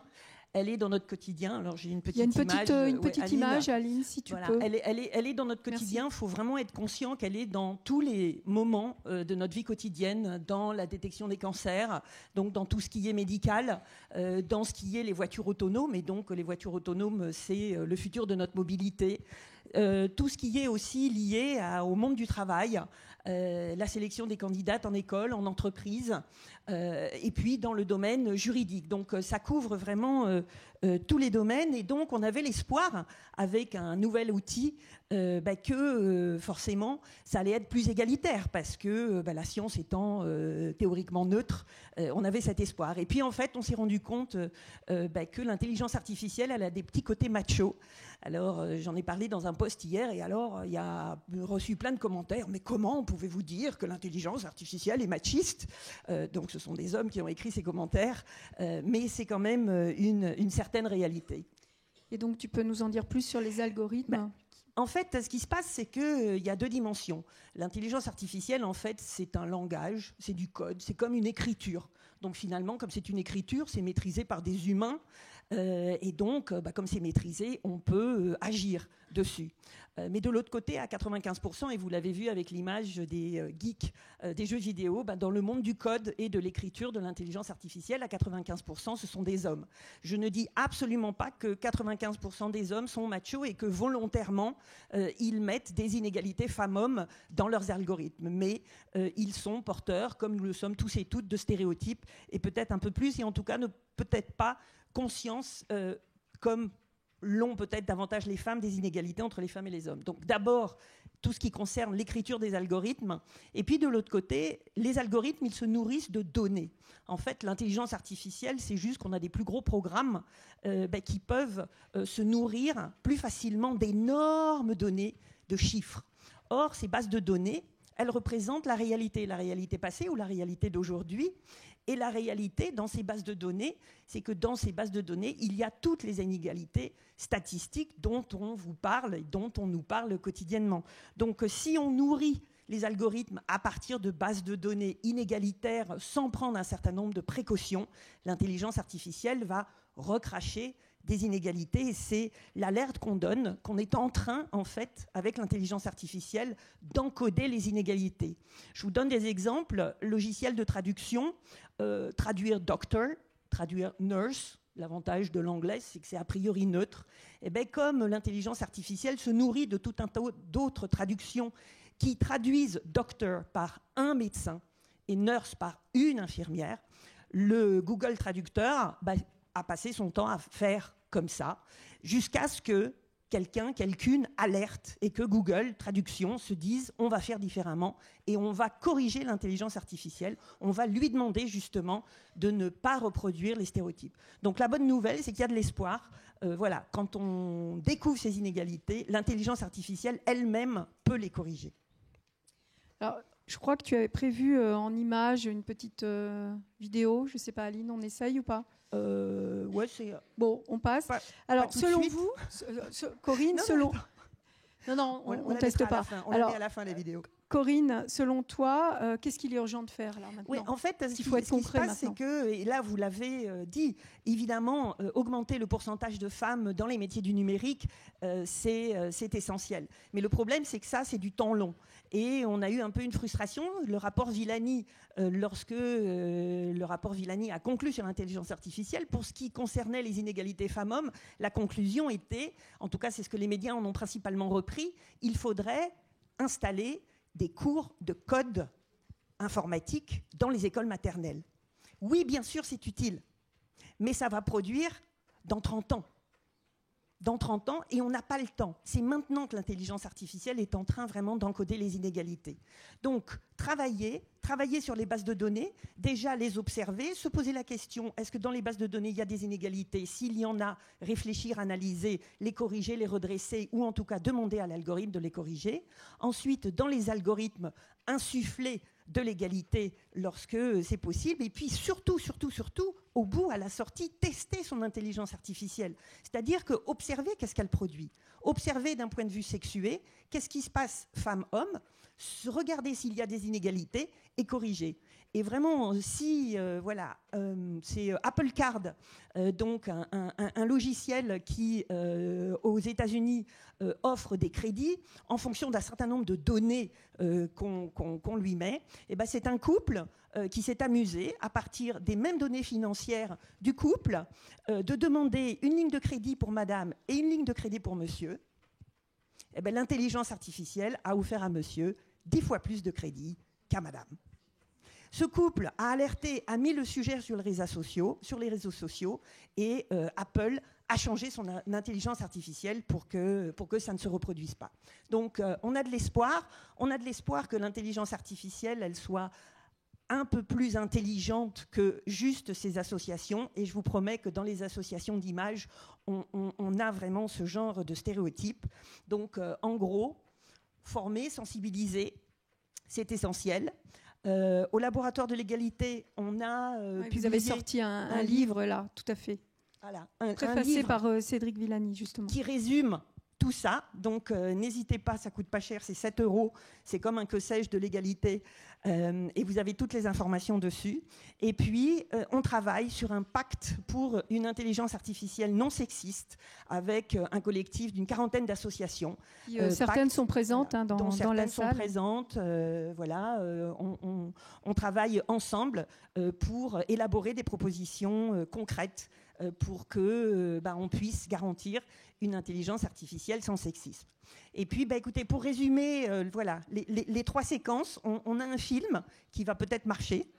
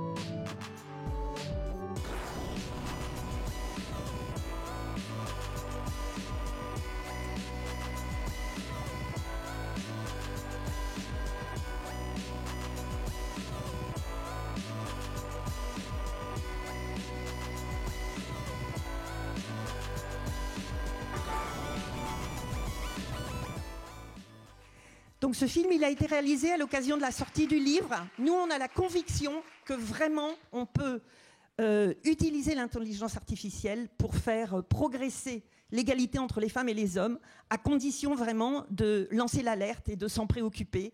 Et donc ce film, il est libre de droit. N'hésitez pas, utilisez-le pour pouvoir faire passer ce message. Merci. Merci beaucoup, Corinne. Donc tout ce que vous avez vu se retrouve dans le podcast, comme la première partie de notre conférence. Et maintenant, j'appelle donc Salwa Toko, qui est présidente du Conseil national du numérique et qui est bien évidemment membre du collectif Ensemble contre les sexismes, à s'exprimer et à nous faire une conclusion. Merci beaucoup. Merci. Lourde tâche que de conclure quelque chose qui ne doit pas être conclu. Parce qu'on est loin du compte, vous l'avez remarqué. Alors donc, je suis Salwa Toko, je suis présidente du Conseil national du numérique actuellement. Je suis aussi à l'initiation et cofondatrice de Bicomtech, qui a été citée. Merci beaucoup. Ça fait un moment, effectivement, que je travaille sur cette question de manque de femmes dans ce qu'on appelle les secteurs des STEM et de l'informatique en particulier. Et c'est assez étrange parce que en 2012, je m'y intéressais. Je ne pensais pas qu'en 2020, je continuerais à en parler. Je pensais que le sujet allait être réglé. J'avais beaucoup d'espoir. Je comprends pourquoi on l'avait enfermé, l'espoir, dans la boîte de Pandore. Ça ne sert à rien, l'espoir, en fait. Vous me direz, qu'est-ce que le Conseil national du numérique vient faire là-dedans ? En fait, quand j'ai été nommée, une des premières choses que j'ai enclenchées, c'est de demander comment était comment était traitée la question des femmes au travers des sujets qui sont en fait traités, travaillés au sein du Conseil national du numérique. Pour celles et ceux qui ne savent pas, parce que le Conseil national du numérique est très peu connu, on n'a pas de star, c'est un organe consultatif qui conseille le gouvernement et les institutions sur les enjeux du numérique dans le cadre de politiques publiques. Et du coup, l'équipe qui était présente m'a présenté un certain nombre de travaux que le Conseil national du numérique avait effectués depuis 2013, des travaux qui présentaient de manière assez symptomatique, voilà comment le sujet femme était traité. Ça commençait avec l'éducation, avec le rapport Jules Ferry 3.0, abordé aussi dans le gros rapport Ambition numérique et bien sûr, évidemment, dans le rapport Villani qui a été co-écrit avec des personnels du secrétariat général du Conseil national du numérique, qui donc incite à ce qu'il y ait plus de codes dès le plus jeune âge auprès de nos établissements scolaires, l'apprentissage du code et aussi d'imposer un certain nombre de quotas, notamment dans les écoles d'ingénieurs informatiques, pour qu'il y ait plus de femmes. Donc ça fait quelques années que le CNUM distille de temps en temps quelques petites recommandations, mais on voit bien que c'est absolument pas suffisant.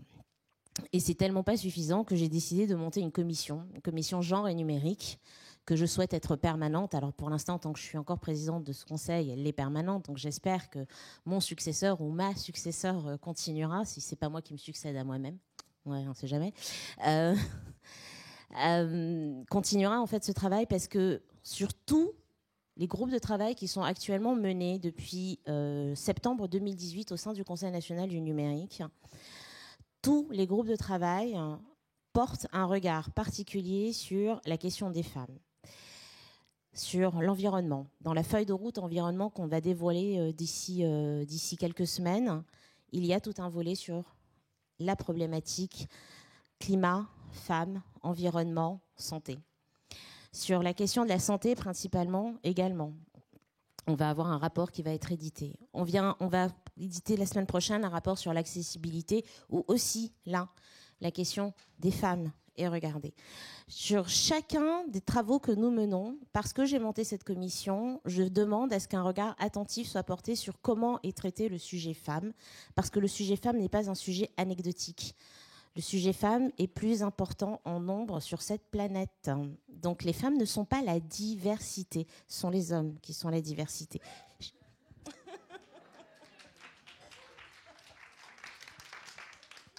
Je sais, ça fait grincer des dents, mais on est entre nous. Oui, ça fait grincer des dents, hein, en plénière, au Sénum. Voilà. Mais tout ça, c'est pour faire comprendre, en fait, aux hommes, et nous sommes une instance paritaire, c'est alors pour leur faire comprendre qu'il n'est pas question, en fait, de penser que les femmes, c'est un petit sujet qu'on peut traiter de manière juste comme ça dans un petit paragraphe de la thématique du groupe de travail qui est mené. Non, le sujet femme doit faire partie intégrante des réflexions. Comment est-ce qu'on travaille la question des travailleurs et des travailleuses des plateformes? Comment est-ce qu'on redonne du droit aux femmes dans tel ou tel univers qui est porté dans les politiques publiques sur les enjeux du numérique?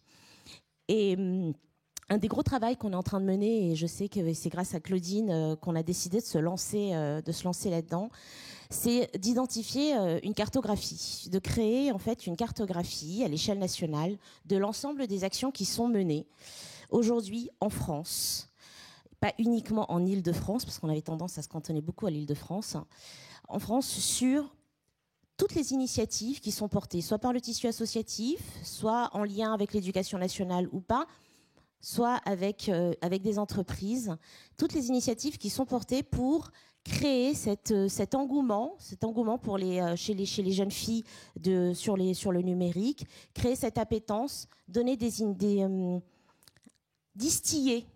un petit peu cette notion de savoir numérique et de compétences digitales.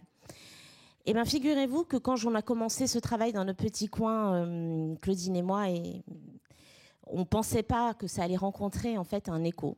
Et ça a rencontré un écho, non seulement auprès de l'Éducation nationale, auprès d'autres grosses structures associatives, comme Femmes Numérique par exemple, mais surtout ça a rencontré un écho auprès de mon ministère de tutelle, le secrétariat d'État au numérique. C'est pas mal d'être soutenu par son ministère de tutelle, mais aussi bien sûr auprès du secrétariat de Marlène Schiappa. Il est en fait... ma pensée dans ce groupe de travail et dans cette cartographie que l'on souhaite monter n'est pas du tout d'identifier les bonnes et les mauvaises associations ou les bonnes ou les mauvaises actions. C'est d'essayer de comprendre pourquoi depuis des années, des actions sont menées et les résultats ne sont toujours pas là. Les résultats sont même parfois en train de chuter dans certains domaines. Où y a-t-il des trous dans la raquette? Comment est-ce qu'on fait pour accompagner, renforcer et mieux aider les structures associatives ou autres, voire même quelquefois des initiatives d'une personne? Ça peut être au sein d'une école, ça peut être l'initiative d'un professeur. Comment est-ce qu'on peut accompagner pour mieux gérer cette question de représentation des femmes dans le monde de la technique et de l'informatique? Parce que vous le savez, et j'en terminerai par là, le savoir, c'est le pouvoir. Et aujourd'hui, le savoir, il est dans la tech. Et donc, la tech, c'est le pouvoir. Merci.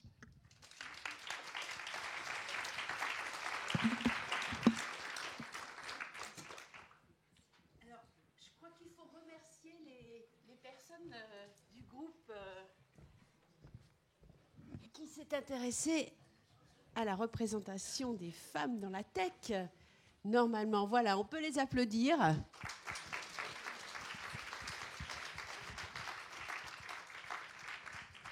Donc bravo à elles et à eux.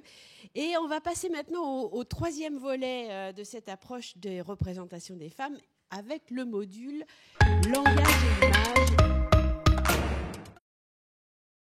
Et là encore, il y a beaucoup à dire. Ce module va être composé en fait de sketchs et d'extraits de spectacles qui vont vous plonger directement au cœur du sujet, je pense. Et on va commencer tout de suite avec un extrait du spectacle de Tiffaine Day, autrice, comédienne, metteuse en scène, conférencière. Ah là, je la vois, ça y est. Tiffaine a composé 3 spectacles féministes, dont le dernier s'intitule La pérille mortelle. Je suis sûre que vous êtes nombreuses à l'avoir déjà vu, où elle revisite évidemment la question du sexisme dans le langage, c'est-à-dire que ça nous projette dans un monde inversé, en fait, un monde inversé où les femmes dominent les hommes en matriarcat. Alors tout de suite, un extrait de La pérille mortelle, Tiffaine Day.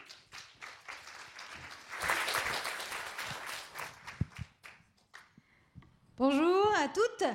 Merci d'être venues si nombreuses à cette réunion de rédaction spécialement au Sénat. Oui, on a réussi à avoir cette salle parce que, entre nous, les copines, on a le bras long, on se coopte. Alors, déjà, quel plaisir d'arriver dans ce lieu sous la grande devise liberté, égalité, sororité. Voilà, ça fait toujours plaisir. Ensuite, quel plaisir dans ces couloirs de rencontrer 70% de femmes sénatrices et 30% d'hommes sénateurs. Mais c'est énorme! Il n'y en a jamais eu autant. C'est une épidémie. Coronavirus, hommes sénateurs, même combat, n'est-ce pas? Et puis, quel plaisir également de croiser dans ces couloirs ma copine de taille, Géraldine Larcher.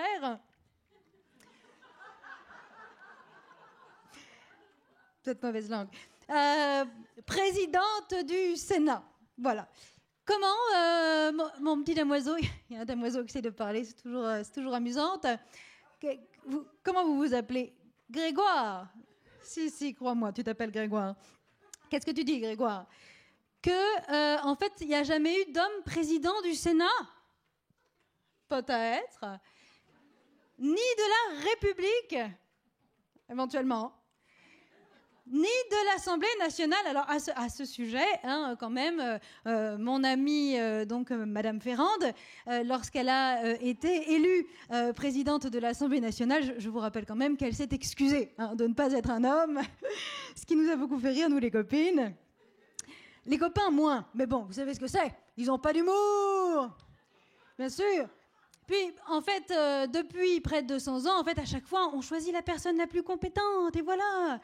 Et ça tombe toujours sur une femme. Mais c'est une hasarde, faut pas voir la femelle partout. Et puis, quel plaisir, entre ces murs, de croiser statues et bustes de femmes illustres de notre histoire, de notre matrimoine. Qu'est-ce qu'il y a, Grégoire? Vous parlez beaucoup, tout de même. Vous voudriez bien des statues d'hommes illustres? Encore eût-il fallu qu'il y en eût. Et puis c'est faux, parce qu'il y a quand même le buste de l'emblème de notre nation, Marius, celui avec la culotte phrygienne, là, vous savez. Et puis en plus, ce sont des bustes de femmes publiques. Alors vous imaginez des bustes d'hommes publics. Pardon, mais en matriarcat, une femme publique est une femme politique, un homme public, c'est le petit damoiseau qu'elle paye pour son bon plaisir. D'ailleurs, en parlant de personnes amatrices de prostitution, je ne peux pas résister. Je voudrais rendre ici hommage à Georgette Clémencel, puisque nous sommes dans une salle qui porte son nom, Georgette Clémencel. Qu'est-ce que vous dites, Grégoire? C'était une conjointe violente. Qui, en effet, c'est vrai, a fait enfermer son mari pour adultère, alors qu'elle-même, en fait, ne se cachait pas de ses petites liaisons avec de jeunes jouvenceaux, n'est-ce pas? Et puis ensuite, l'a exilée aux États-Unis du jour au lendemain, puis lui a interdit toute sa vie de revoir jamais leurs 3 enfants, et s'est félicité lorsqu'il est mort tout seul. C'est vrai, c'est l'histoire de Georgette Clémencel. Mais vous savez ce qu'on dit. Autant il faut pouvoir dissocier la femme de l'artiste, autant il faut aussi dissocier la femme de la véliplanchiste, de la philatéliste et donc de la femme politique également. Il y a toujours une bonne raison quand même d'admirer les femmes, même quand elles sont des agresseuses, n'est-ce pas? Donc je suis ravie d'être là dans la salle Georges Clémencel pour parler avec vous du traitement médiatique des violences, la bonne façon d'utiliser la langage pour parler de cela. Alors, donc on parle des violences soi-disant, les violences féminines commises à l'encontre des hommes. Alors déjà, évitez de dire ça, vous connaissez un petit peu la formule ésotérique, parlez de violences de genre. Tout le monde disparaît. Opprimé, oppresseur, on ne connaît plus. Voilà. Alors, oui, ça fait beaucoup d'un coup à entendre. Alors, donc, une fois que vous allez sur ce sujet, par exemple, en ce moment c'est la mode, on parle beaucoup d'homicide, de féminicide d'hommes. Alors, je sais, Laurence, qu'on nous bassine avec le mot d'homicide, mais c'est de la couillerie. C'est un néologisme. ça n'existe pas, ça n'est même pas dans les dictionnaires des copines académiciennes. Donc, vous oubliez, malgré les collages, homicides, non, on arrête. Donc, les féminicides d'hommes. Dans un premier temps, essayez de ne pas en parler, parce que ça casse l'ambiance. Bon. Lorsque vous êtes obligé de la faire parce qu'il y a des associations de petits militants masculinistes qui font un buzz là-dessus, alors vous avez toutes reçu sur vos bureaux la feuille de route avec les éléments de langage. Continuez à dire drame passionnel, dispute qui tourne mal, elle l'aimait trop. Voilà, donc vous êtes autorisé à parler de l'agresseuse uniquement pour parler de son grand cœur, n'est-ce pas ? À la limite, il est mort sous les coups, mais plutôt comme une précision de lieu. Vous voyez ? Genre, où est-il mort ? Sous le porche ? Non, sous les coups, voilà. Par exemple, en gros, ce qu'il faut retenir, c'est que le victime, c'est toujours le coupable. Cherchez bien, il y est pour quelque chose. Cherchez bien parce qu'il l'a bien cherché. D'ailleurs. Alors que du côté de, soi-disant, l'agresseuse, elle a toujours de bonnes excuses. Elle est mal dans sa peau, elle a eu une enfance difficile, elle avait bu, elle n'avait pas bu, elle s'est pu. Vous voyez, il y a toujours une bonne excuse. L'exemple de ça qui est très très bien, c'est l'affaire Jonathan Daval. Alors Jonathan Daval, tant qu'il avait été assassiné par une psychopathe inconnue, on l'a décrit comme un homme vraiment très sympathique, c'était parfait pour faire naître chez le ménager de plus ou moins de 50 ans la peur du dehors. Et ça, c'est parfait parce que nous, les femmes, on veut les garder à l'intérieur, n'est-ce pas ? Mais dès l'instant qu'on a compris que c'était sa conjointe, Alexia, qui l'avait assassiné, alors là, on a parlé de Jonathan complètement différemment dans la presse. Jonathan avait une personnalité écrasante. Et par conséquent, Alexia était écrasée. Et pour se désécraser, elle n'a eu d'autre choix que de l'étrangler, de le déshabiller, de le déguiser en Joker, de l'amener en forêt, de brûler son corps, de revenir dans la voiture, de laver le coffre. Vous voyez bien le crime spontané, pulsionnel, dans l'instant. Voilà. Donc, c'est très important cette question de la langage. Tenons le coup, les copines, dans les médias.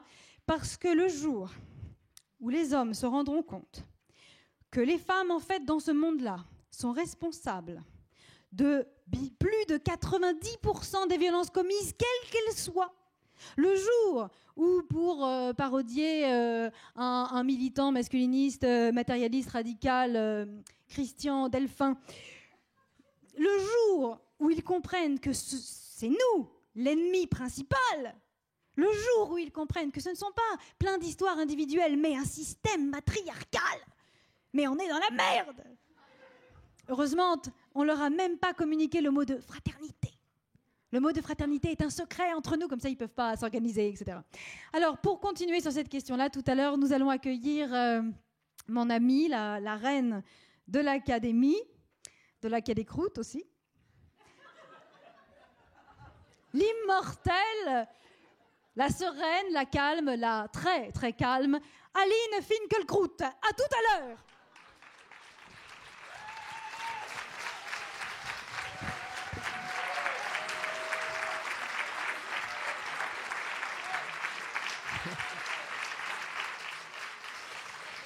Merci Tiffaine. Alors avant d'accueillir Aline Finkielkraut, et on s'en réjouit d'avance, voilà maintenant le travail qu'a mené l'AFA, qui est là, vous voyez, l'AFA, autrice, acteur de France Associée, c'est ça que ça veut dire, AFA. Et pour vous présenter ce travail, eh bien, j'appelle deux d'entre elles. Deux membres de l'AFA, je ne sais pas où elles sont, je pense qu'elles vont arriver, les voilà. Sophie Bourrel, qu'on retrouve à l'Université de Lille le 9 mars, Sophie, pour une mise en espace de lecture sur les archives des grandes femmes de l'Université de Lille. Et puis Blandine Métayer, Blandine qu'on retrouvera au Théâtre 13 Jardin avec sa pièce Les Survivantes, dont elle est l'autrice, du 3 mars au 5 avril. Co-autrice, pardon. Alors, on va commencer tout de suite. Alors, elles m'ont écrit un texte. Bah oui. C'est comme ça, les autrices. Ça, on est sûr d'être dans les temps. Alors du coup, moi, je suis obligée de le lire. Alors, Sophie Bourrel, Blandine Métayer, vous représentez au sein du collectif AFA Tunnel de la comédienne de 50 ans. Oui, initié par Marina Tomei. Et on se bat depuis 5 ans maintenant contre l'invisibilité des femmes de plus de 50 ans dans les fictions. Et vous avez choisi de traiter le thème de l'image et des représentations sous forme de sketch, en fait. Voilà, ce sont des sketchs que Blandine a écrits, car Blandine est aussi non seulement actrice, mais aussi autrice, parce que maintenant on le dit autrice. Alors, est-ce que ces sketchs sont inspirés réellement de situations réelles ? Ah oui, tout ce qu'on va voir ont vraiment été inspirés par des situations vécues par des femmes dans le monde de l'audiovisuel, que ce soit en tant qu'actrice, scénariste, etc. Voilà, et si on a choisi d'interpréter ces témoignages, c'est parce qu'on voulait vous montrer les mécanismes qui sont à l'œuvre et vous montrer aussi à quel point ça dépasse un problème d'actrice en mal de rôle, mais que les représentations sont véritablement au cœur d'un enjeu de société. Oui, tout à fait. En fait, les fictions véhiculent des normes, des valeurs qui participent à la construction d'un inconscient collectif. Et elles ont une très forte responsabilité dans la reproduction des stéréotypes de genre, mais en particulier auprès des jeunes. Alors vous voulez dire, par exemple, que c'est difficile de s'imaginer femme politique quand on n'en voit jamais dans les médias ? Oui, absolument. Ou alors, comment exister autrement que comme fille, compagne, épouse, mère, grand-mère, si les femmes sont uniquement montrées dans ces postures à l'écran, Voilà. Et à partir de 50 ans, ce qui se passe, c'est que les femmes sont carrément gommées dans les fictions. Oui. À partir de 50 ans dans les fictions, les femmes développent un super pouvoir. Elles deviennent invisibles. Surtout à l'écran. Or, on est dans une société de l'image et qui n'est pas représentée n'existe pas. Bon. Surtout que, alors, d'après l'INSEE, aujourd'hui en France, une femme majeure sur 2 a plus de 50 ans. Quand même un chiffre extraordinaire. Une femme majeure sur 2 a plus de 50 ans. Et donc, on devrait en tirer des conclusions. On espère que ça va se faire. Ça va bouger. Tout pour. Alors, merci Sophie et Blandine. Et puis, on vous laisse... je vais vous laisser face au sketch. Donc, tous tirés de situations réelles. Hein. Je le dis parce que c'est surprenant. Une comédienne a un casting. Bonjour. Oui. Attendez, en fait, ça va pas le faire du tout, là. Comment ça va pas le faire? Ben non, vous êtes trop, pas assez... Pas assez quoi? Pour le personnage, il faudrait au moins 15 kilos de plus. Ah ben, je peux les prendre, hein, peut-être. Ben non, en 15 jours, ça sera pas possible. Pourquoi? Il faut absolument qu'elle soit grosse, c'est obligé? Ah oui. Ouais, mais c'était pas indiqué dans la description du personnage, hein. Parce que ça tombe sous le sens. Ah bon?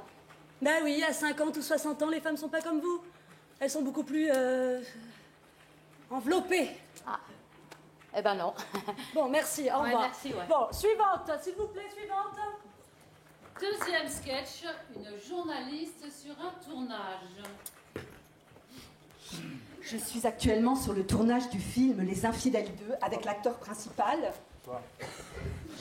Qu'est-ce qui vous plaît dans les tournages? Ce qui me plaît dans les tournages, c'est que mes partenaires sont toutes plus jeunes que ma femme. Hein. C'est ça qui vous vient en premier? C'est pas désagréable. Hein. D'ailleurs, souvent, elles ont plutôt l'âge de ma fille. Hein. Oui, ou même quelquefois de votre petite fille. Hein. Oui, alors? Non, rien. Est-ce que c'est pour cette raison que vous avez divorcé? Non, mais c'était même pas... Non, mais pas du tout. Hein? Mais non, mais ça n'a rien à voir. Mais qu'est-ce que je... Mais enfin, non, mais tenez-moi ça. Tirez-moi cette conne. Sketch 3, une comédienne a un casting. Oh. Bon non. Oh bon non, Vanessa. Oh c'est toujours un plaisir de te voir, mais je comprends pas pourquoi ton agent t'a envoyé là. Pour le rôle de la meurtrière. Ah bah non. La meurtrière, on cherche une fille très typée, tu vois, très brune. Hein? Non, je vois pas. Bah si. Non, je trouve que ça serait intéressant d'engager quelqu'un comme moi. Parce qu'il n'y a pas de profil type de la meurtrière que je sache dans la vraie vie. Bah si. Toi, avec ton physique de blonde aux yeux bleus, t'es idéal pour faire des mannequins, une escort girl, Les jeunes mamans trompées par leur mari.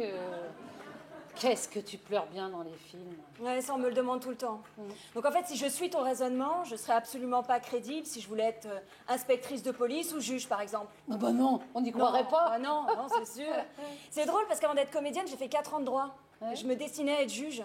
Oui, mais ma petite Vanessa, là, on est dans la fiction, pas dans la réalité. Oui, bah ça serait bien que la réalité dépasse un petit peu la fiction de temps en temps et qu'on voit enfin l'image qui se passe dans la vraie vie, non? Allez, salut. Quel caractère! Mais c'est la dernière fois que je la caste, celle-là. Oh là là, liste noire. Sketch 4, une écrivaine et une productrice. Alors, ton bouquin, il est super. Super. On va l'adapter à l'écran. Yes! Mais alors, petit changement, hein, au lieu de 50 ans, ce serait bien que le personnage soit à l'aube de ses 40 ans. Mais tu vois, bah oui, tu vois, genre, elle a 36 ans et elle voit arriver avec effroi la quarantaine. Non, mais ça, c'est pas possible. Elle a 50 ans au moins, c'est tout l'enjeu. La ménopause, le changement de cycle, le changement de vie, quoi. Bah oui, à 36 ans aussi, c'est la bascule. Le début de la fin, quoi. Bah, enfin, le vieillissement arrive avec ses rides, les premières injections, la poitrine qui subit les lois de la gravité, l'horloge biologique qui se met à tourner à toute vitesse, les ovocytes qui se ratatinent. Non mais écoute, si ça peut te faire plaisir, hein, on prendra une actrice de 45 ans, mais qui en paraît 10 de moins. Allez, t'es contente? Voilà. Sketch 5, une comédienne à un casting.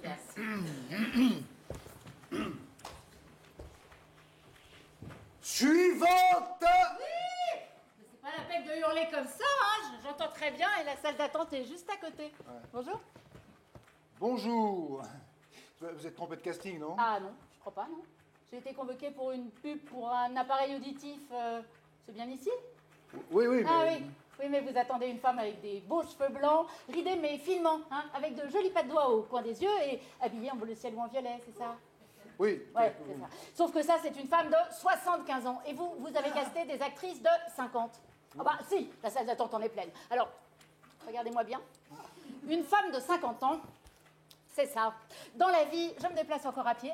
Piéton, je me sers d'ailleurs aussi pour monter les escaliers sans recourir à un monte-escalier. Je ne porte pas de sonotone, vérifiez. Ni de couche confiance, ne vérifiez pas. Et je n'ai nul besoin d'une auxiliaire de vie, car si je prends ma douche avec l'aide de quelqu'un, c'est que la séquence est classée X.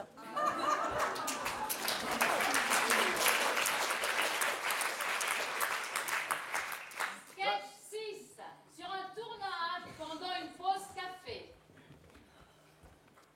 Bah, c'est un film à petit budget, mais je suis ravie de te retrouver sur ce tournage. Ouais, et pour une fois, avec des rôles intéressants. Ah, c'est clair, attends, hackeuse crack en informatique. Pour une fois que j'ai un rôle de grosse tête. Et moi, je veux dire, d'une fille qui montre pas que ses fesses, hein, on est d'accord. Et moi, un rôle derrière un écran. Depuis que j'ai commencé, on m'a catalogué dans les garçons manqués. Ah, en même temps, t'es ceinture noire de karaté. Et alors, c'est pas incompatible avec une vie intéressante, amoureuse, personnelle.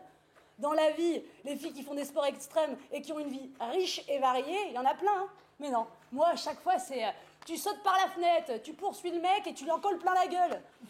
Ouais, c'est sûr que c'est limité. Hein. Ouais, et puis j'ai pas intérêt à me blesser, hein, parce que les rôles d'hommes handicapés, il y en a déjà pas des masses, mais alors pour les femmes, c'est mort. Bonjour. Bonjour. Je viens pour le rôle de la sorcière. Ah oui. Je cherche la loge de maquillage. C'est tout droit par là à droite et sur la gauche après, je pense. D'accord, merci. T'as vu qui c'est? Non, je la connais pas. Mais si, c'est cette actrice qui jouait dans cette série hyper connue dans les années 80. Bah j'étais pas née. Oui, moi non plus, j'étais pas née. Mais ma grand-mère, elle avait toutes les cassettes vidéo, je les ai vues, c'était super bien. Mais la sorcière, c'est pas un rôle?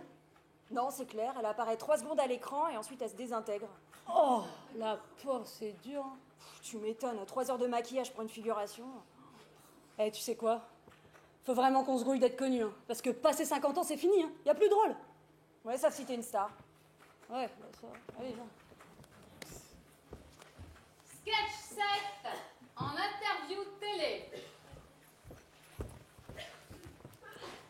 Eh bien, bonsoir à toutes et à toutes. Bienvenue dans 1 minute pour comprendre.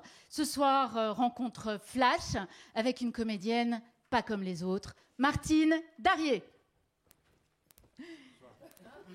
Martine Darrier, bonjour. Bonjour. Et je voudrais vous remercier déjà pour cette invitation. Oui, enfin, d'un autre côté, Martine, on n'a qu'1 minute, alors venons-en au fait. Voilà. Racontez-nous, qu'est-ce qui vous a décidé à devenir un homme? C'est-à-dire que les femmes, c'est tellement stéréotypé. Hein. Entre la maman et la putain pour les rôles, on n'a pas beaucoup d'autres alternatives. Oui, vous avez remarqué, hein, pour les femmes, c'est très binaire. C'est ça, c'est binaire. Et puis alors, surtout, il faut toujours être à poil, en fait. Hein. Voilà. Même devant son omelette, dans la cuisine, on est à poil. Devant son ordi pour la déclaration d'impôt, allez hop, à poil. Allez hop, oui. Alors que dans la vie, les femmes ne se baladent pas du tout comme ça. Enfin, ça se saurait. Ah oui, alors, surtout que dans la même scène, le mec, quand il arrive, lui, il est en costard, hein, ou alors au minimum en caleçon t-shirt. Oui, mais enfin, de là à changer de sexe, tout de même, c'est un petit peu radical hein, comme méthode. Comment avez-vous fait? Je vous épargnerai les détails, mais disons que j'ai suivi le processus normal, de hormones, tout ça, et puis un pseudo, et puis derrière, les castings se sont enchaînés, ils sont arrivés avec des rôles super intéressants. Hein. Et vous les avez décrochés? Ah ben Max, oui, je booké sur 2 ans, là. Et puis alors des rôles magnifiques, un médecin, un chirurgien, un avocat, un homme politique, pardon, un manager... Martine, excusez-moi, mais dans la vie, il y a plein de femmes qui ont ces fonctions. Ah oui, bien sûr, évidemment. Oui. Ben alors, au cinéma, on prend que des hommes. Ah. C'est comme ça. Ouais. D'ailleurs, là, je suis pris sur une série, un rôle récurrent. Je vais faire Benoît XV. Pendant la guerre de 14. Oh. Je pense qu'on aurait eu du mal à me donner si j'étais resté une femme. Effectivement. Eh bien, merci pour ce témoignage, Martine. C'est alors Martin, du coup, parce que pardon. Ça ne marche pas sinon. Martin Darrier. Merci bien, au revoir.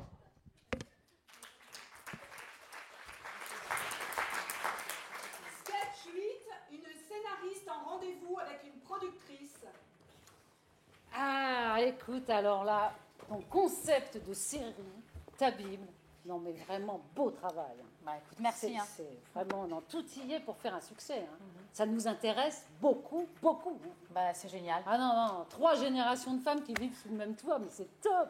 Bah oui, je sais, 3 générations, c'est quand même... Alors maintenant, évidemment, il va falloir qu'on mette toutes les chances de notre côté hein, pour vendre ça à une chaîne, t'es d'accord? Oui, bien sûr. Le but, c'est que ça soit tourné et puis aussi... Et diffusé, hein, surtout diffusé. Hein. Alors, je vais te proposer 2-3 petits changements. Hein. Ah bon? Oui. 3 fois rien, t'inquiète pas, ça va pas tout révolutionner. Hein. Ouais, alors, tu vois, déjà, on va partir du principe qu'elles ont eu des enfants très très jeunes. Hein? Ah ouais, mais enfin, c'est pas... Alors, la grand-mère de 70 ans, tu me la mets à 45. La mère à 30-32. Et la fille à 5 ans, alors. Ah bah non. La fille, tu me la laisses à 18. Hein. Ah ouais, elles ont fait des enfants très très jeunes, alors. Voilà, alors, la grand-mère... Tu vas m'en faire une cougar qui collectionne les jeunes mecs. Hein. Elle pense qu'à ça. Ah non, mais dans mon concept, elle bosse dans l'humanitaire et elle s'y consacre H24. Ah oui, bah là, ça va être pareil. Elle va se consacrer H24, mais sur Tinder. Hein. Ah ouais. Alors la mère. Oui, la mère de 30 ans. On va pas chipoter, hein. On va aller jusqu'à 32 et demi. Hein. Bon, alors la mère, elle a très mal vécu son divorce. Tu vois, et que son mari l'ait larguée pour sa meilleure amie. Ah non, mais pas du tout, c'est elle qui a quitté son mari parce que c'était un horrible macho. Ah non, on va en faire une romantique qui pense qu'amour rime avec toujours.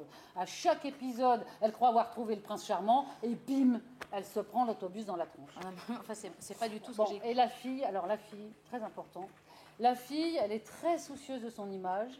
Elle a déjà fait plusieurs opérations de chirurgie esthétique, hein. Et tu vas m'en faire une influenceuse sur Insta. Non, bah, c'est une féministe très active, elle s'investit dans tout. Oui, eh ben, c'est très bien. Tu me la mettras dans 2 ou 3 épisodes en féminin. Ah ouais. Après un épisode où elle s'est fait refaire les seins. Mais voilà, très bonne idée. Bah, tu vois, t'as pigé le concept. Hein. Bon, alors, dernière petite bricole. Les hommes uniquement en second rôle, ça va pas être possible. Hein. Non, il m'en faut au moins 1 ou 2 en rôle principaux. Hein. Enfin, c'est quand même une histoire de 3 femmes, quoi. Oui, non, parce que sinon, ça n'intéressera personne. Hein. Allez, je te retiens pas au travail. Ouais. Hein. Il est génial ton concept. Non, mais vraiment génial. Ouais, merci, ouais. C'est génial, ouais.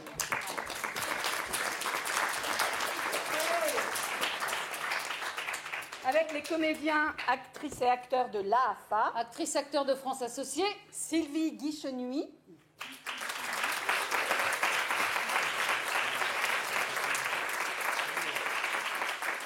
Aurélie Cuvelier-Favier.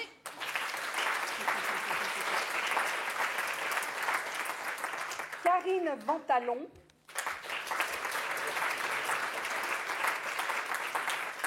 Catherine Pifaretti. Michel Soto Di Carlo, coprésident de l'AFA. Sophie Bourrel. Et Blandine Métayer.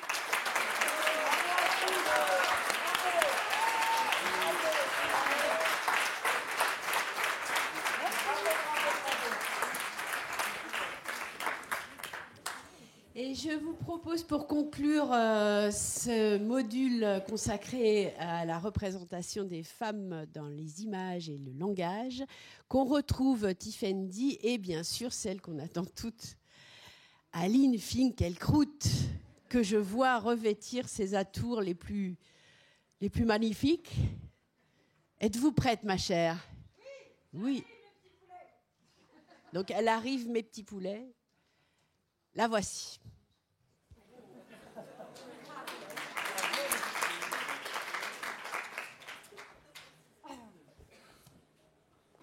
La médaille Kita. Alors, on m'a demandé de vous faire un discours, mais j'aime pas le premier mot. Monsieur. Mesdames oiseaux. Et bien sûr, consoeurs ovariennes. Collègues lourdement clitorisés. Amis du premier sexe. N'en déplaise au philosophe Simon de Belvoir, qui a écrit « On ne naît pas homme, on la devient ». Chères éjaculeuses de Sainte Cyprine, pensez-vous qu'on ait déjà dit Cyprine au Sénat? Cyprine!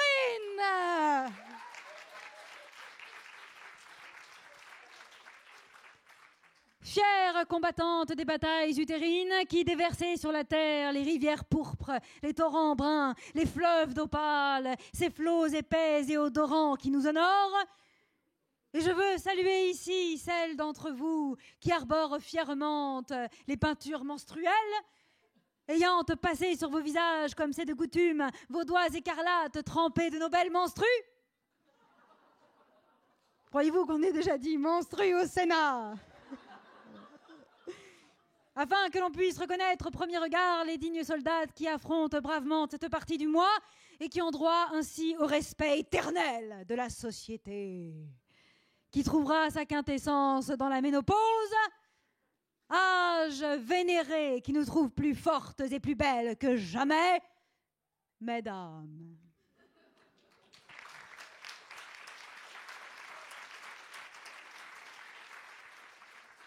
Oyez, oyez ce compte à rebours, très à rebours même, ce compte à régler.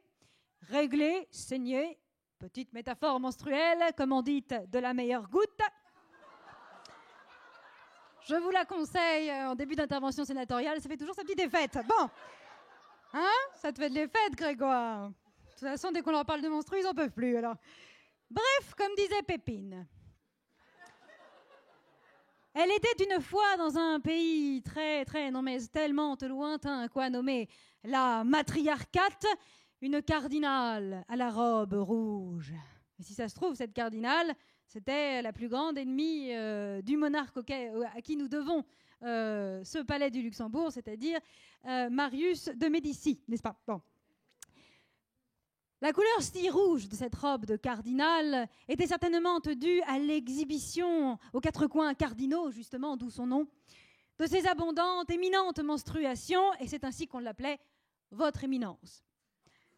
Elle portait matronyme de Richelieu à soi. Elle avait créé une rassemblemente de ses copines qu'elle avait appelée l'Académie française, et qui, des siècles après, allait encore casser les bonbons des hommes. Dans ce groupe de copines académiciennes, désormais autonomées avec cette humilité qui devait les caractériser toujours, et ce malgré les preuves récurrentes de la contraire, les immortels, était une fois une grammairienne. Nous la nommerons Claude Favre de Vaugelas. Celle-ci pensait que la langue que l'on parlait alors dans ce pays n'était pas encore assez sexiste. Sachant que le langage est éminemment politique et structure la pensée, elle avait érigé la règle formidable de la féminine l'emporte sur la masculine, au prétexte que la genre féminine est la genre la plus noble, argumente irréfutable, celle en est, vous en conviendrez. Ainsi fit de la règle de proximité, désormais, pour bien parler française, on devait de dire les femmes et les hommes sont belles.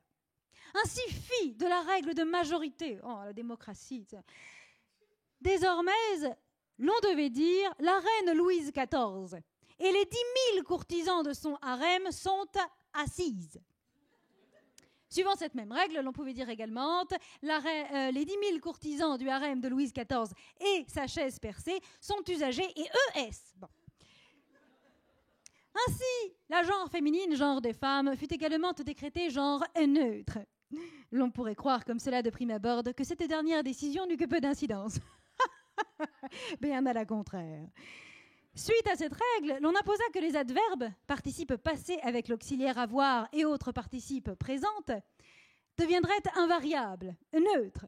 C'est-à-dire qu'un homme parlant à un autre homme était tenu de dire, par exemple, « Heureusement, j'ai bien comprise la sermonne de la prêtresse à la messe dimanche dernière. » Et elle est certaine qu'Adam est né d'une des côtes d'Ève dont elle ne savait que faire. Eh bien, dans cet exemple, le « elle est certaine » n'est absolument pas féminine, c'est un pronom tout à fait impersonnel. Voilà. Ainsi, des mots furent redéfinis. Par exemple, ambassadeur ne désigna plus un homme ayant pour haute fonction de porter les intérêts de la reine ou de la présidente à l'étrangère, ce terme signifiant désormais le mari de l'ambassadrice. D'ailleurs, pourquoi un homme exercerait-il ces fonctions? Je vous la demande. Vous imaginez, Grégoire? Ainsi, des mots furent interdits, jusqu'à ce qu'on finisse par les oublier. Car si l'on parle bien naturellement aujourd'hui des métiers, des titres de professoresse, de médecine et d'autrice, elle ne vient plus à l'esprit de personne de dire professeur, médecin, auteur. C'est ridicule. Et puis entre nous, c'est moche.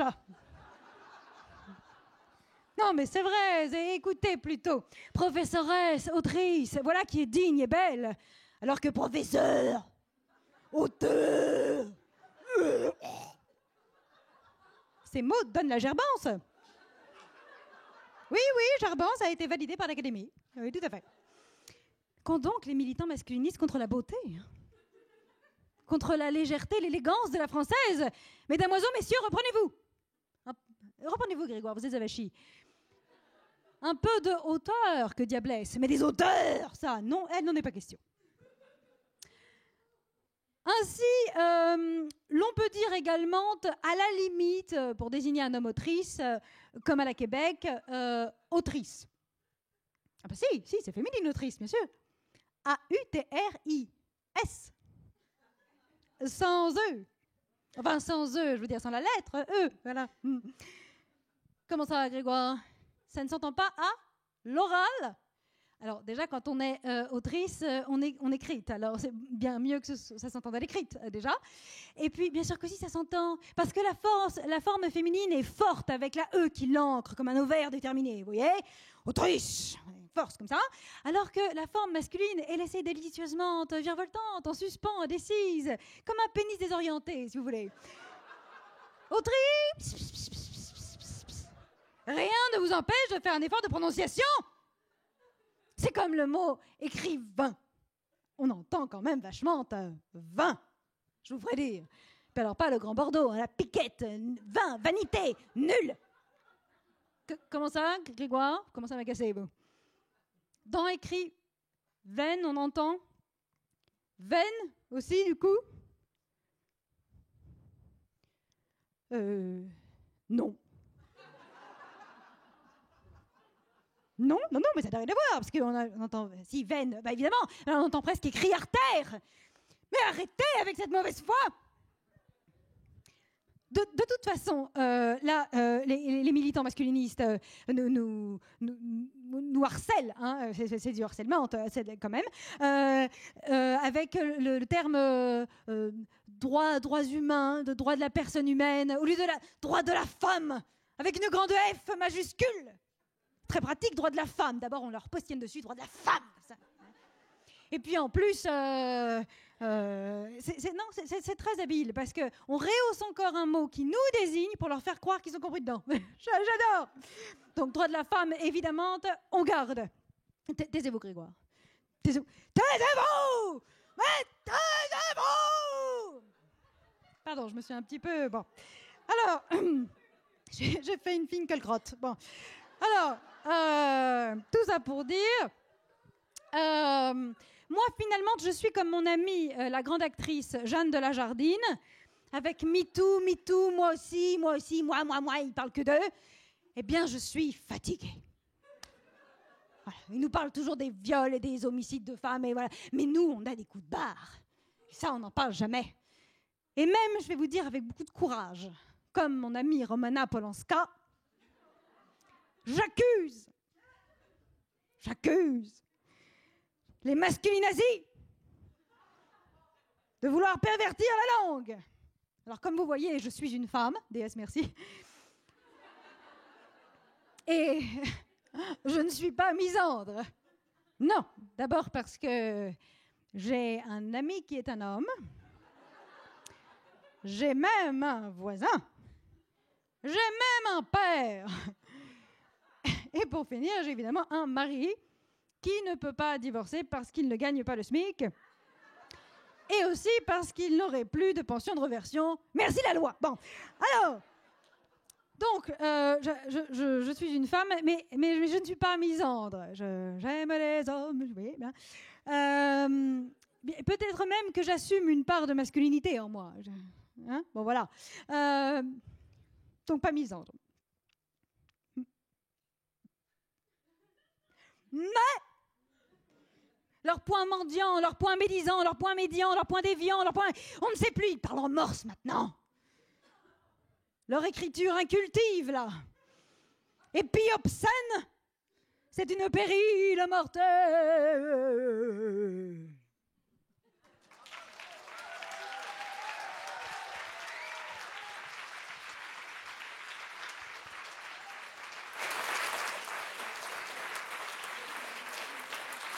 Merci, belle coupe.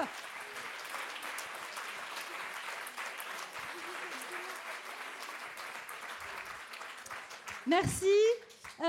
Juste pour vous dire que j'ai 3 spectacles féministes qui tournent un petit peu partout en France, en Belgique, au Québec, qui de temps en temps s'arrêtent au Café de la Gare. Donc si vous voulez avoir les dates, n'hésitez pas à me suivre à la fois sur mon site internet pour voir les prochaines dates, sur les réseaux sociaux aussi et sur ma chaîne YouTube Tiffany. N'hésitez pas. En tout cas, ce spectacle à péril mortel est le petit dernier qui est né l'année dernière. Et donc j'espère vous voir dans les salles. Parlez-en si vous avez aimé, sinon taisez-vous. Bon. Merci de m'avoir invité.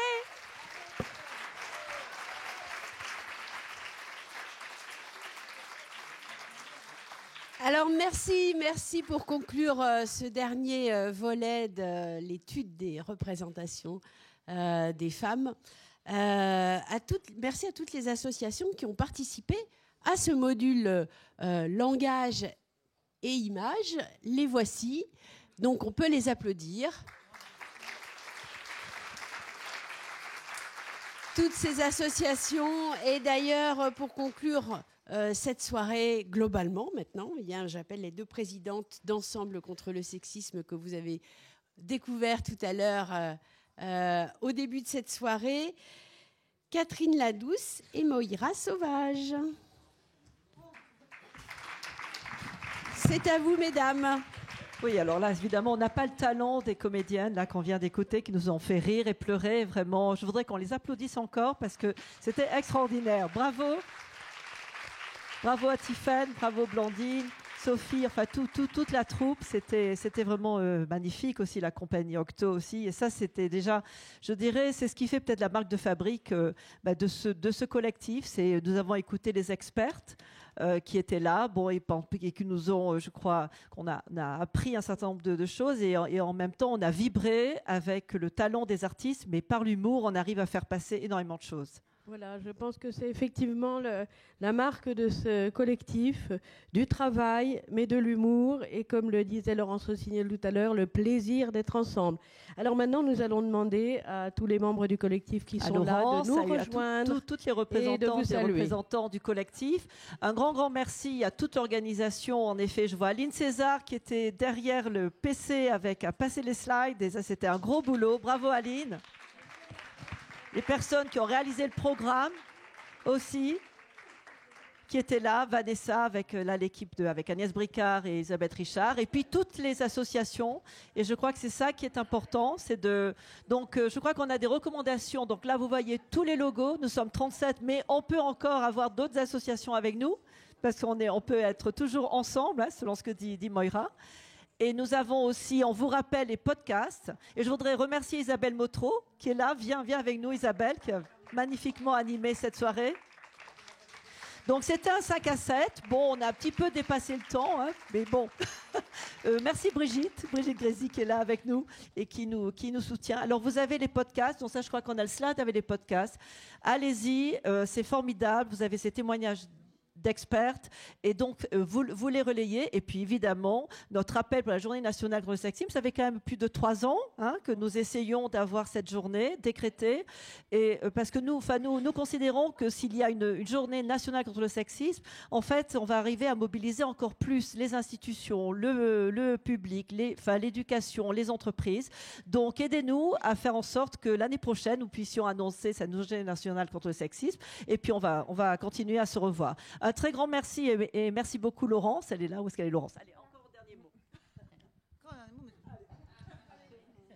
D'abord, moi, je voudrais dire merci à toutes les comédiennes et aux comédiens, sans S, qui nous ont réjouis avec des spectacles, des textes d'une qualité extraordinaire, un jeu formidable. Enfin, merci. Et franchement, moi, si j'étais un impresario, j'embaucherais toutes ceux qui sont venus là. Tous les autres, on les virerait. Il n'y aurait plus que vous sur les écrans. Voilà, au prime time, aux 20h, aux 22h, tout le temps sur toutes les chaînes, les féministes en action. Il n'y a que ça de vrai.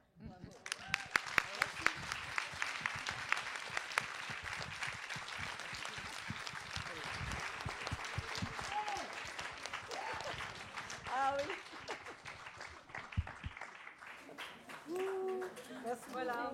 Merci.